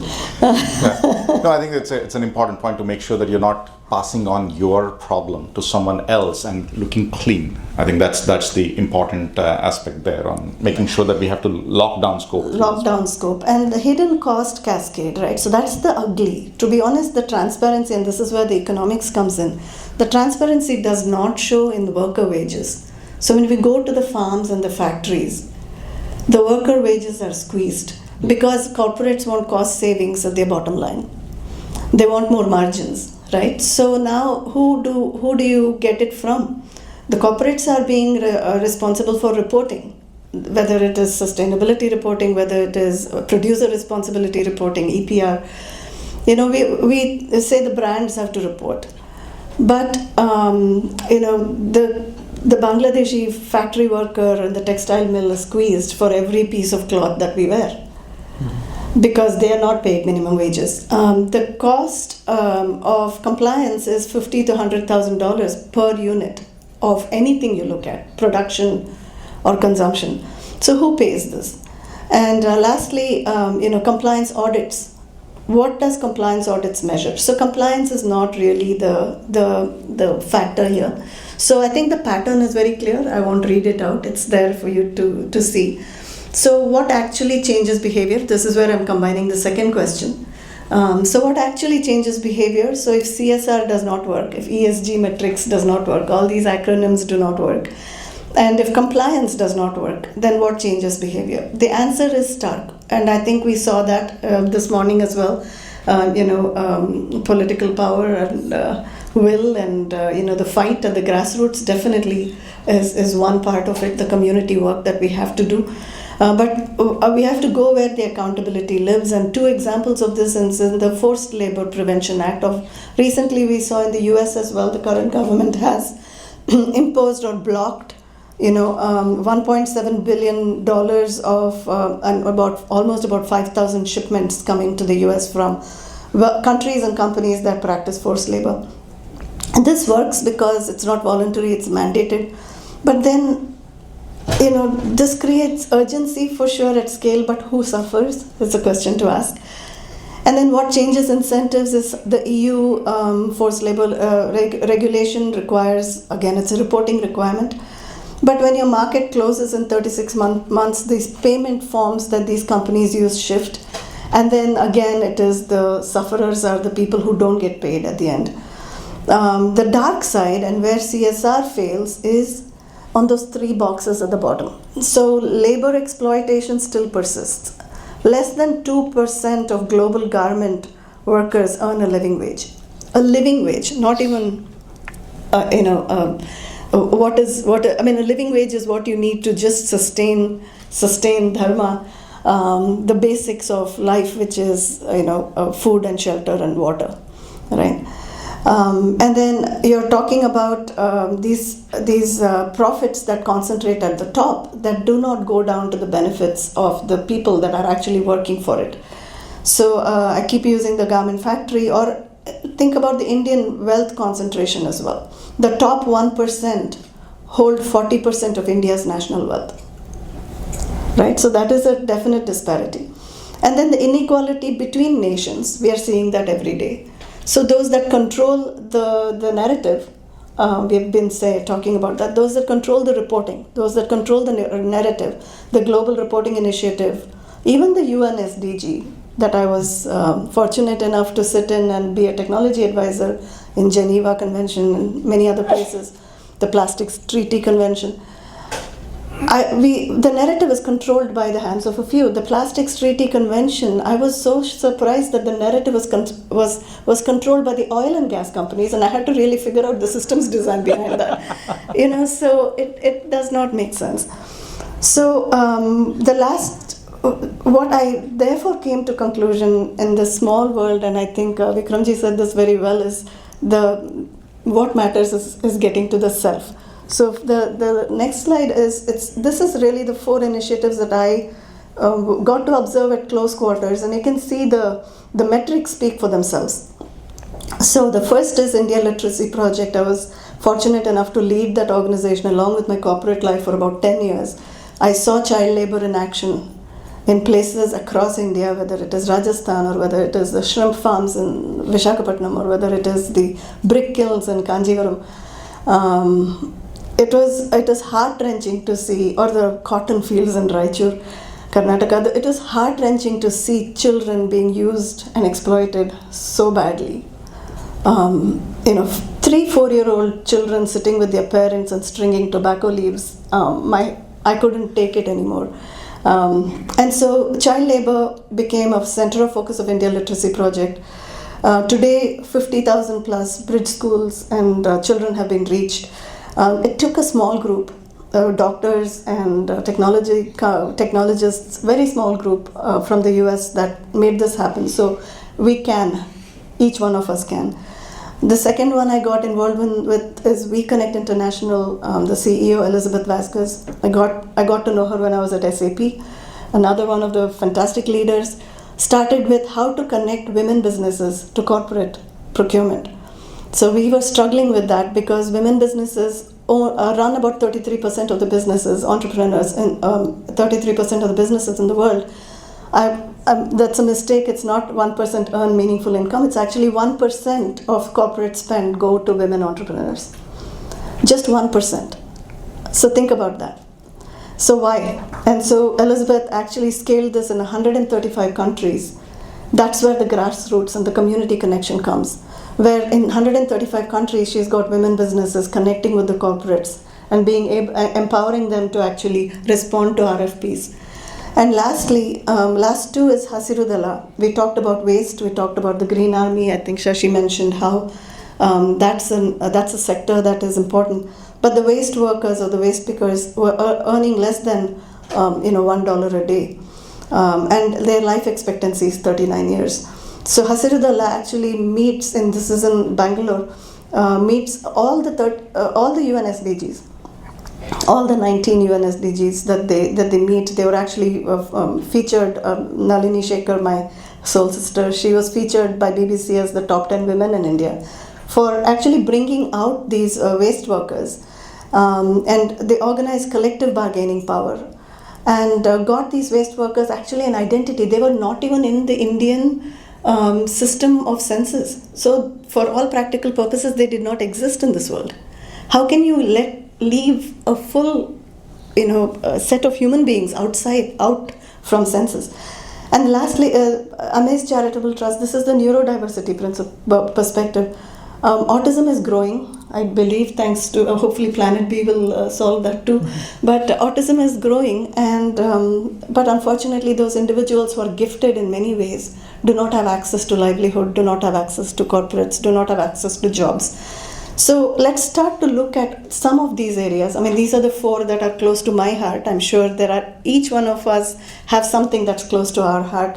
So the lesson is when we take this as an introspection, and I will close with the last slide, which I'm going to let you all read. But this embodies my journey. I'm not fully there yet. The first words on the left that you see, the seeking, the drashta. These are the ones that I have actually started to work on. I hope to achieve the second word. So abhyasa is something practice. It's hard, as both Vikramji and Shaileshji were saying. Self-discipline is hard, and the ability to actually shift is even harder. So abhyasa and vairagya I hope to get at some point.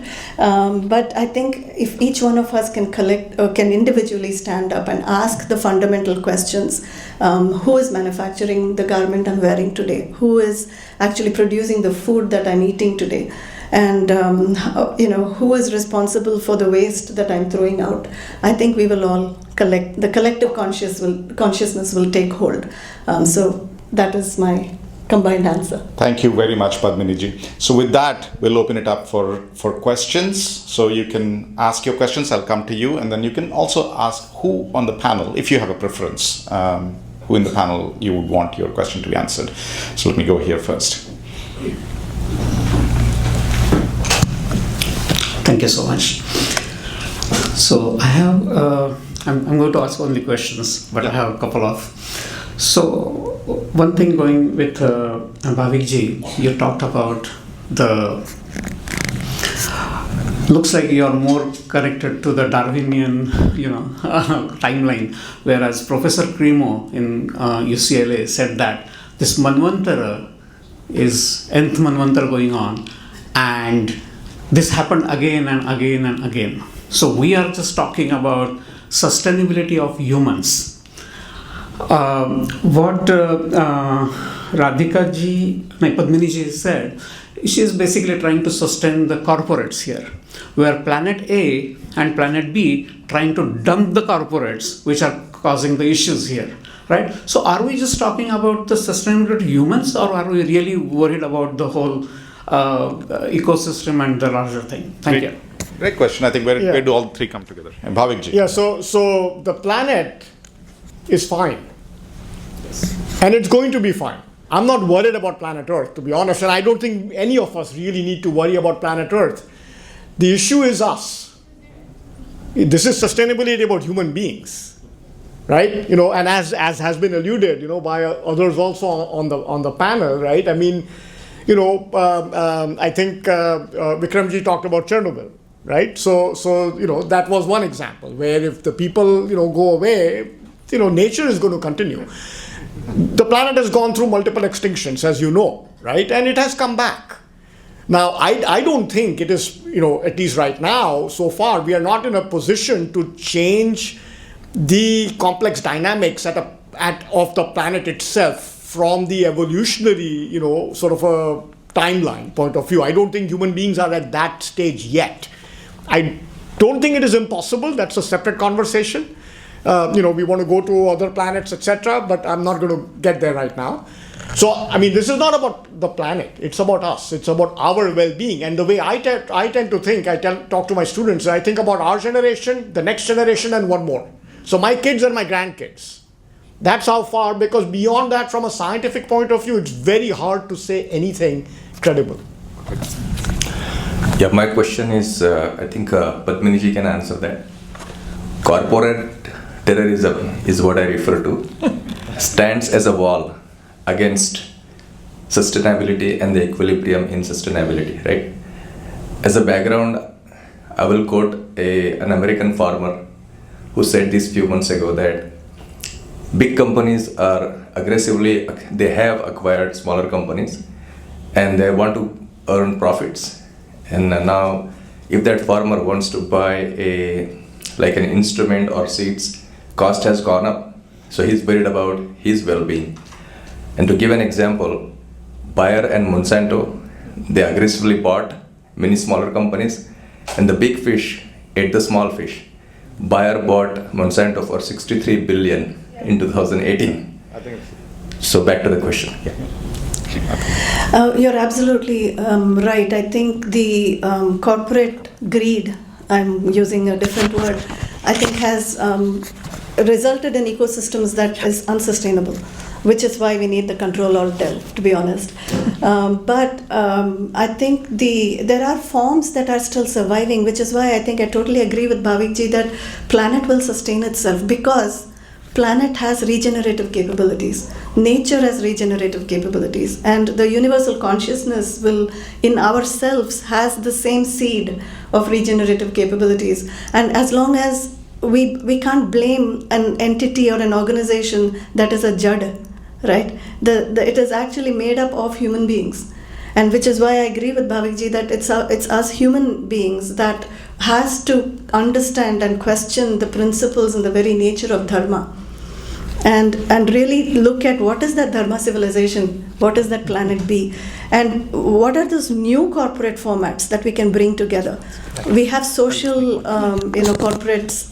We have, B Corps in the US, which doesn't do much, unfortunately. So what are social enterprises? The 4 that I showed you, all 4 are non-profits.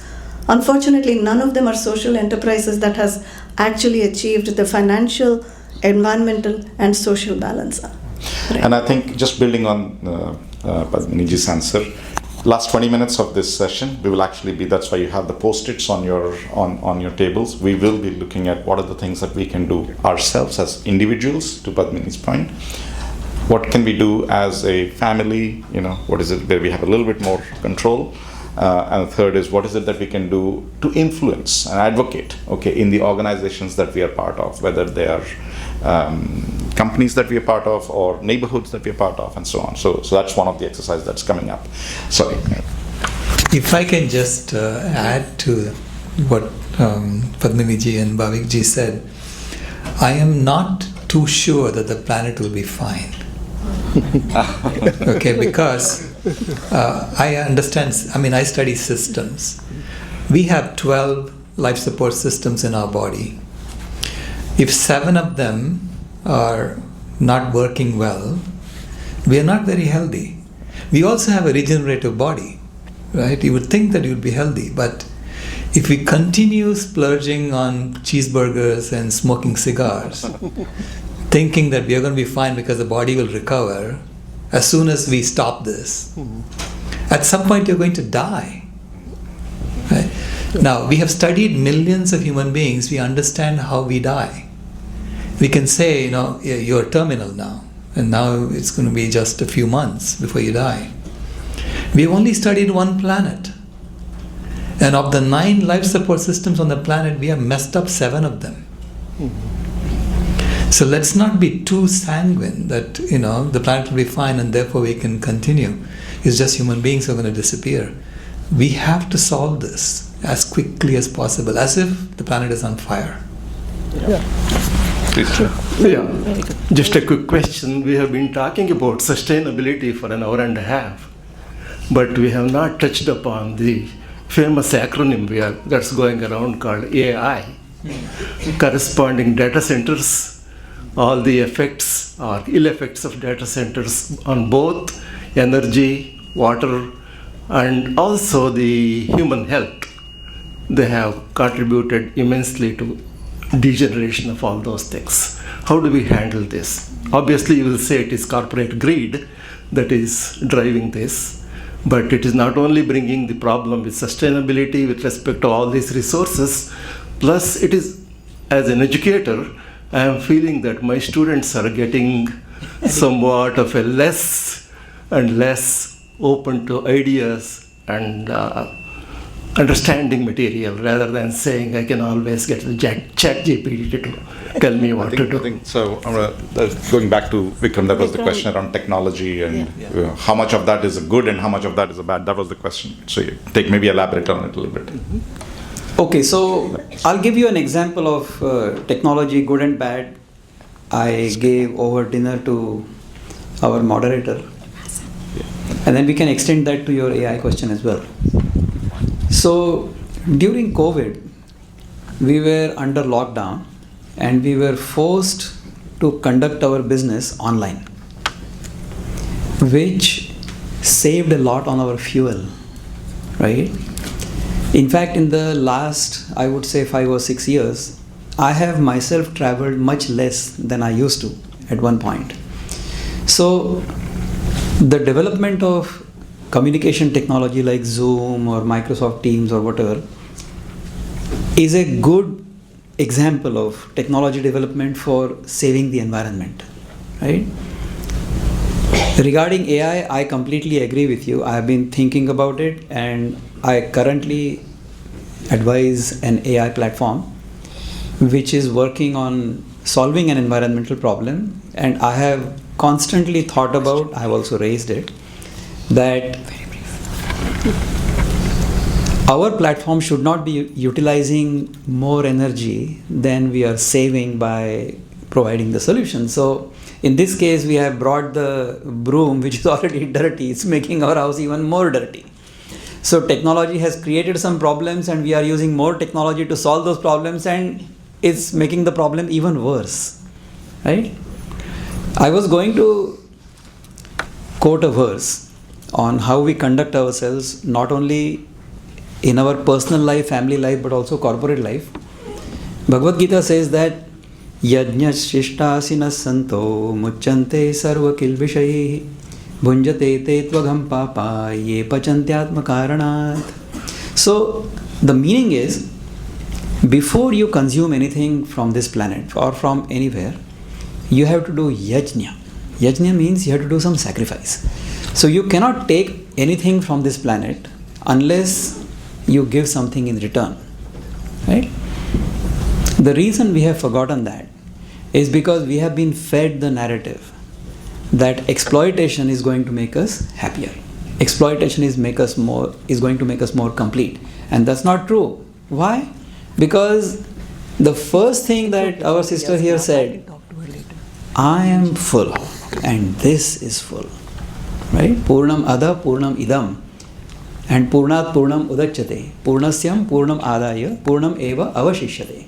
So this is complete, that is complete, and when that complete comes out of this complete still remains the complete, right? If I see This means anything and everything I observe, which is, I would say, nature, Prakriti, as a mirror image of my own self.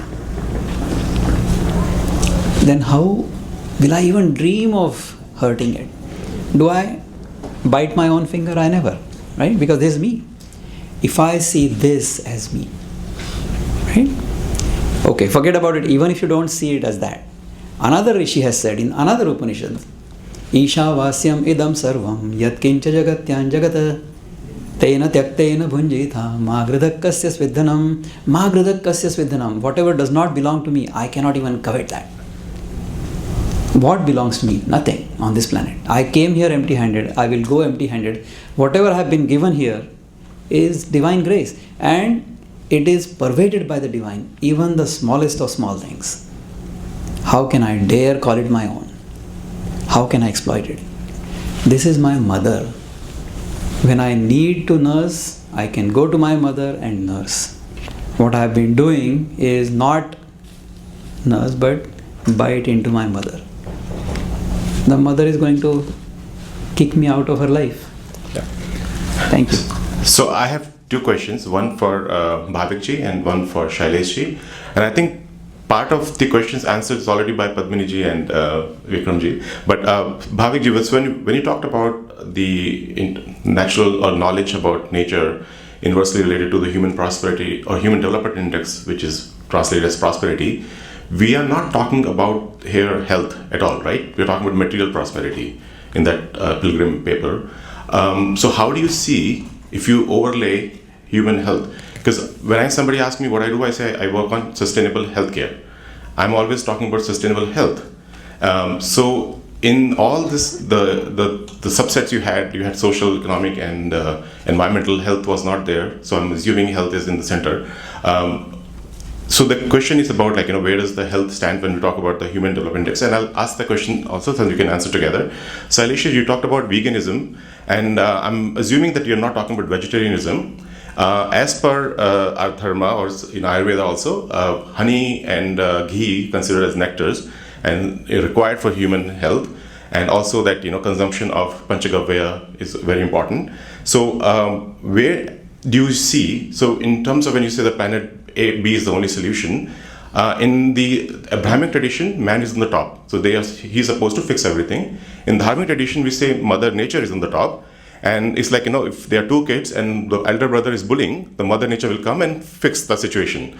And as Vikramji said, Mother will take care of it. So what do you think about your planet A and B model, considering nature at the top? And we saw that during the COVID also. Thank you. Okay, so maybe I can start and then pass it on to Sailesh ji. So yeah, I mean the data I showed, that study that I showed over there by Pilgrim et al., it was traditional monetary, prosperity. So it was material wealth, basically, right? Now, health obviously is related. Sustainability includes human well-being, and health is obviously a huge part of it. So it depends on what perspective you take to an extent. If we look at it from the slightly longer perspective, say the last 100 years, human well-being has improved tremendously. Okay, child mortality has gone down everywhere on the planet, every single continent. Okay, look at any metric, human well-being has improved. There is no doubt about it. Poverty rates have gone down, etc., etc. Okay, the question really then is, so all that is great, right? Can it be sustained? Is that going to be something that will continue, for future generations also? And I think the answer over there is not so certain. I mean, it's unsure, to the best of my understanding of this problem. And some of these problems have already been alluded to by the other panelists, right? The quality of the food and the processing of the food. Plastics have been mentioned. They are very much part of the food chain, right, at this point. So, they are having impacts on health. I mean, mental well-being is another major part. And, AI was mentioned. One impact of the internet and our phones and media and everything, including the internet and LLMs and all that, is going to be greater and greater disconnect with the real world. We're increasingly living in this virtual world. And that's also having all kinds of health impacts. but they don't get necessarily quantified. They don't affect decision making because they don't always easily translate into the metric that is the foundation of decisions, particularly government and corporate decisions, which is money. So these challenges are very much there. That connection with health, things have improved. Can it be sustained? I think that's a question mark at this point.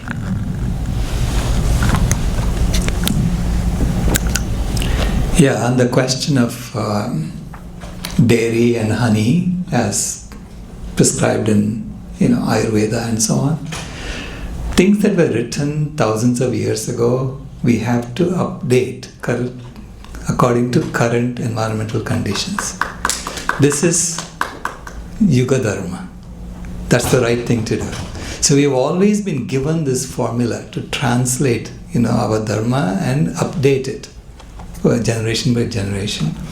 We are currently in a situation where there are 8 billion of us, and the cows cannot give us milk like that and continue to sustain this planet, right?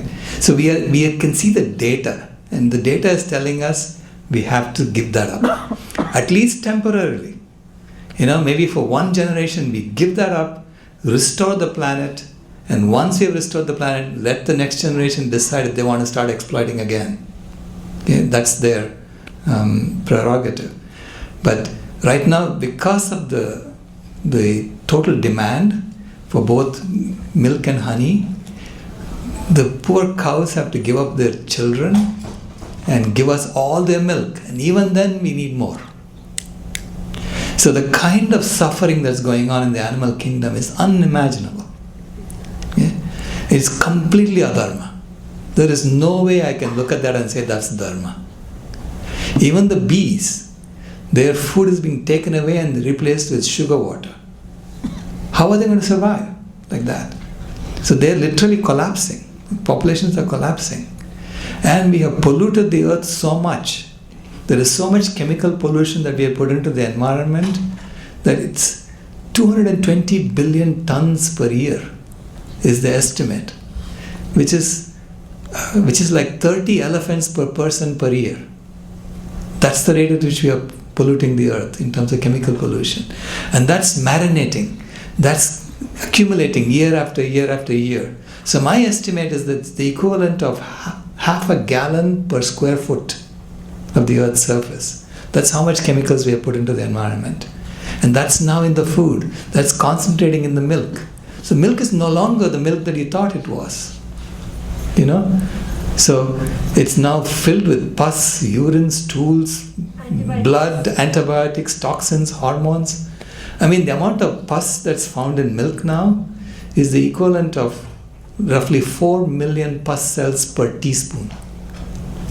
That's the FDA limit. And they pass it if it's less than 4 million pus cells per teaspoon. Is this good? How can this be dharma? So that's what I'm bringing, and I'm asking you to consider this logically and rationally. Go ahead. Hi, I wanted to say, as a student studying supply chain here at University of Houston, it was really interesting just to hear all of your perspectives on how that interacts with sustainability. I think in our classes, as someone in the part of the next generation and going to see the generation after that and maybe even after that, it's interesting to see how that interacts with corporations and how the economy works, because it is all about how much money you can get in corporate greed to an extent. This is quite open-ended, I guess, but I wanted to kind of get anyone's thoughts on how that would look like from almost a corporate standpoint, because that is what controls majority of what goes on. Like you said, even in plastics, oil and gas companies have a majority stakeholder and a majority say. Padmini, you can take the question. But yeah, basically how that would work on the back end. Yeah, I think, again, I say corporates are made of human beings, and I'll give you some positive examples. Right. So, quick. Unilever and H&M, these brands have contributed to, because of the employees in India raising their voice and saying we want to do this, they've actually implemented biofuel plants in conjunction with the waste picking organizations, and giving not only livelihood to waste pickers but also getting to that regenerative fuel technology. So that's a good example. I saw this in my own backyard.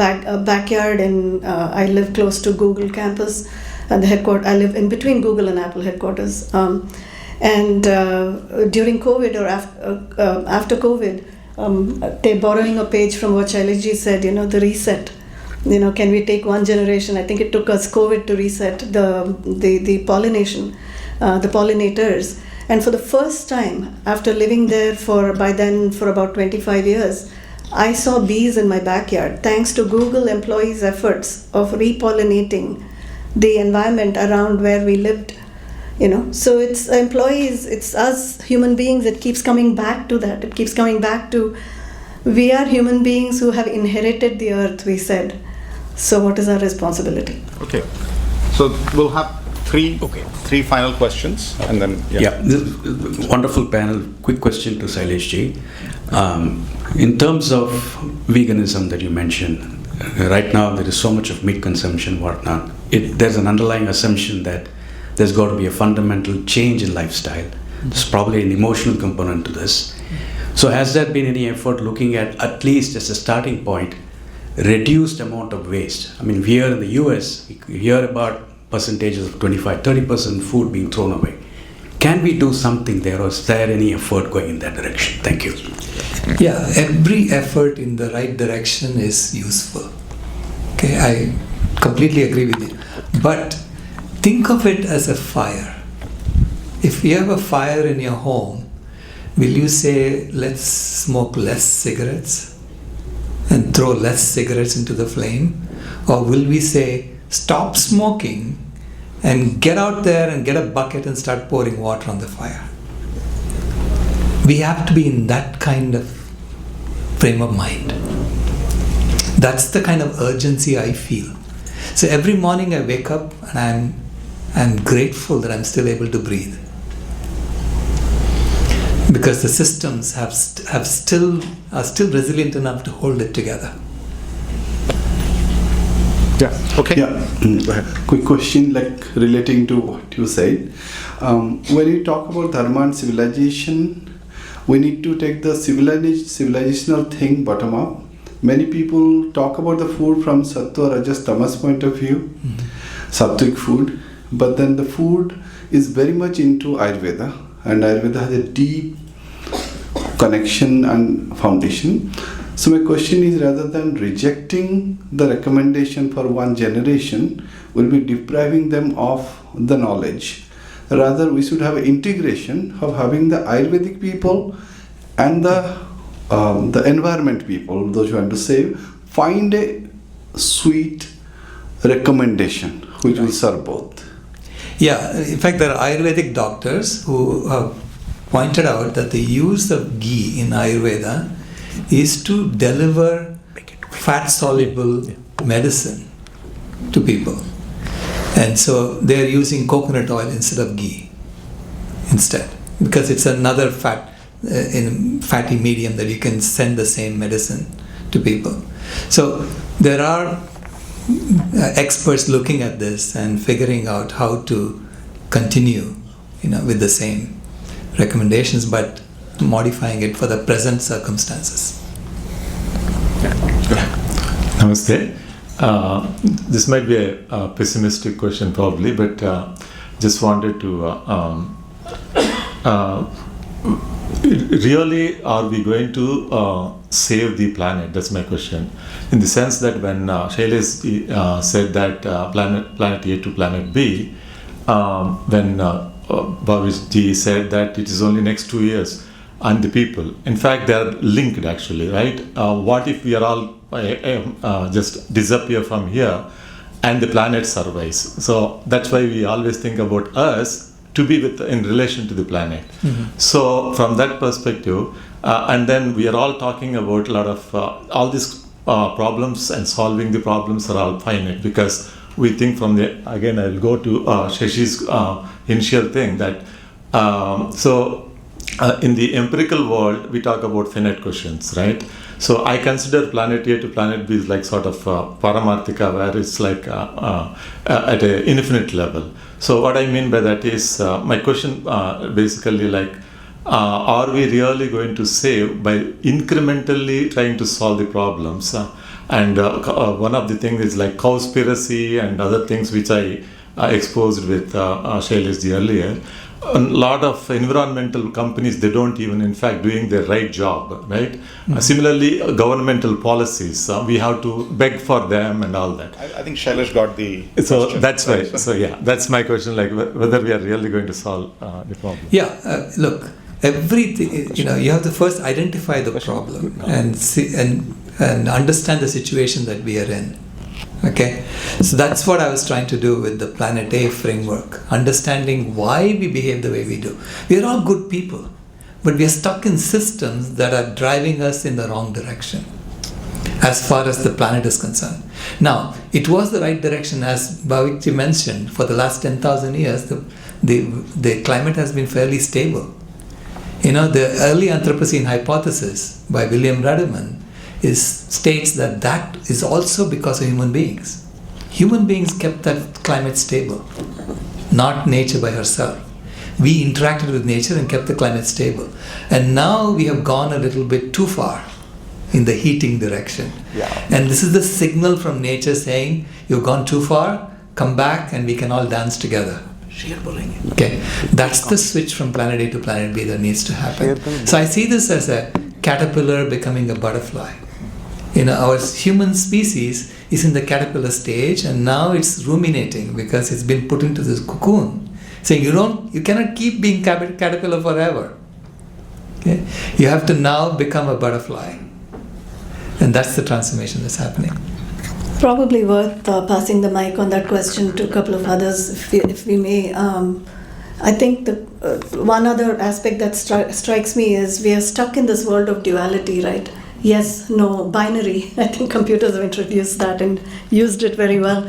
But 0, 1, yes, no, true, false, left, right. The consciousness is in the center. So I just want to I'm thinking about that a lot. And if anyone has thoughts on that, please come share with me as well. So what we'll do is just one last comment from the audience side, from Satinderji, and then we'll go to the next exercise. Just a quick comment. I was once invited to a conference where there were a lot of interesting people, scientists and people who really care for the environment. It was in UC Santa Barbara. And I started with a question, actually 2-3 questions. First question was that if you know that there is one scientifically determined thing which is good for you, would you do it? Second question was, I didn't pause to let the answers come, but I gave them just the question. And the second question was, if there is one thing that you do which is absolutely scientifically determined good for the planet, would you do it?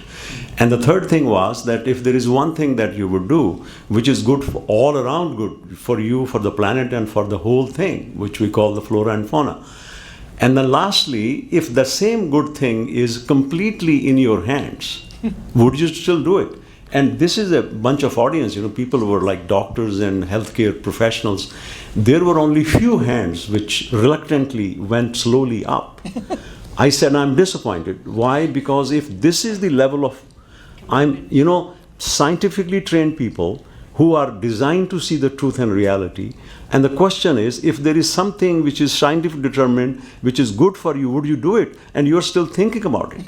And when I was trying to make a comment, Shashi said, are you going to say share? So I will just 2 lines.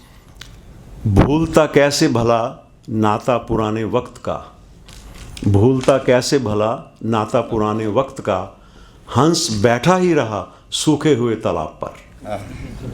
Wow. Okay. So, look, we're now changing. I've been told by the organizers that they need the room sooner than what was originally planned. So we'll have to cut maybe 5 to 10 minutes of our time, which is fine. I think we've already spent 50 minutes in this question and answer session. So it is amazing how fast time flies. Okay. So, but I wanted to do one thing before we we leave.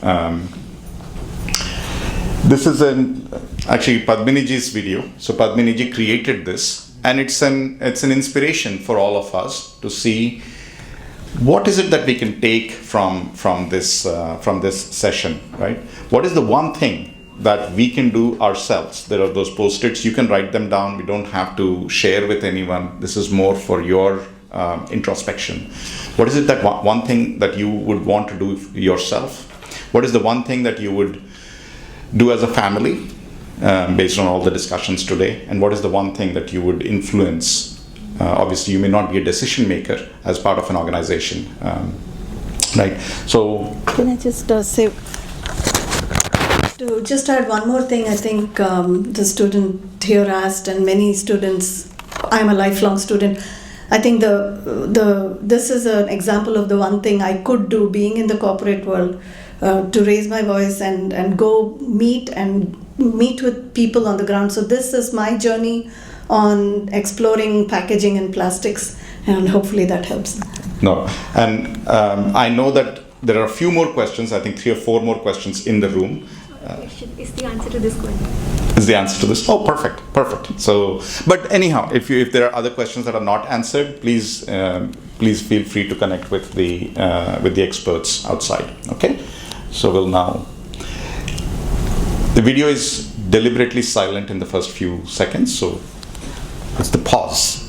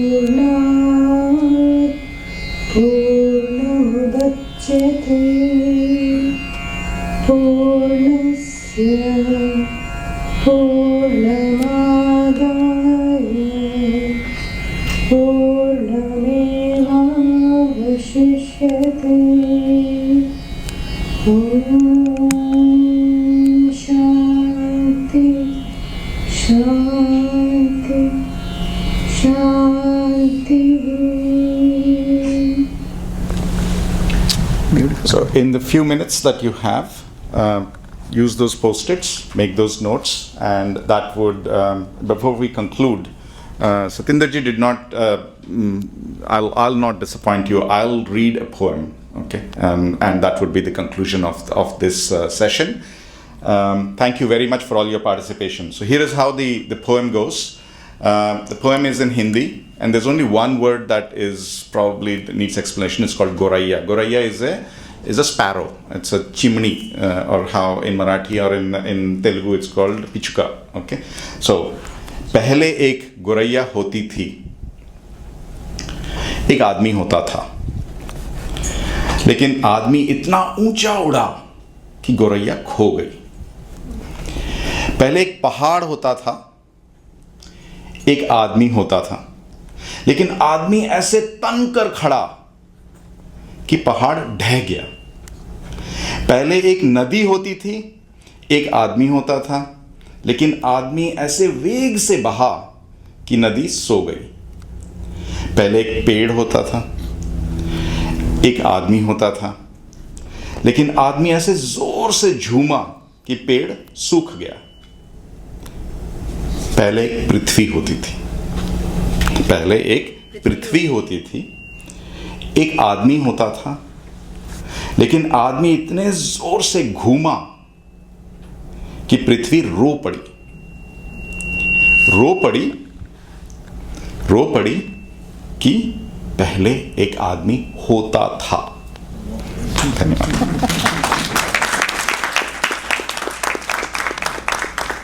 Thank you very much, everyone. Thank you very much, everyone. We've delivered on your promise 10 minutes ahead of time. Shashi ji, thank you. Thank you. Shashi ji, thank you. We are really cool for time. I'm so sorry. I just wanted to introduce myself.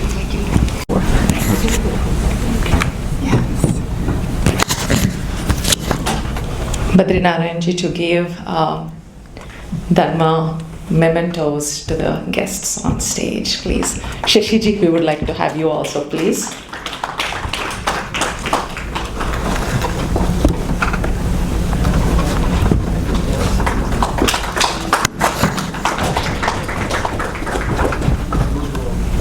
Did you guys have a panel picture?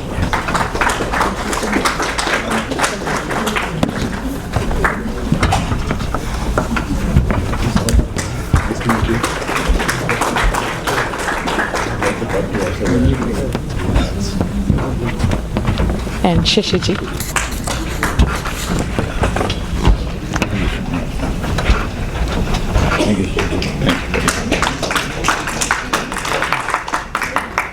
Thank you. Thank you for all the panelists. Please give them a big round of applause as we complete this section. I want all of us to pay attention just for a moment. We have a small change in what is happening, and we really appreciate you all being very tolerant and patient with last minute things that are happening. We will be actually doing or visiting the Tejas showcase that children have put together in the last 3 days with all their hard work. So that will be first, and then the lunch will follow. And I request each one of you sincerely to please come to theater so we can encourage the young participants who have really put a lot of work.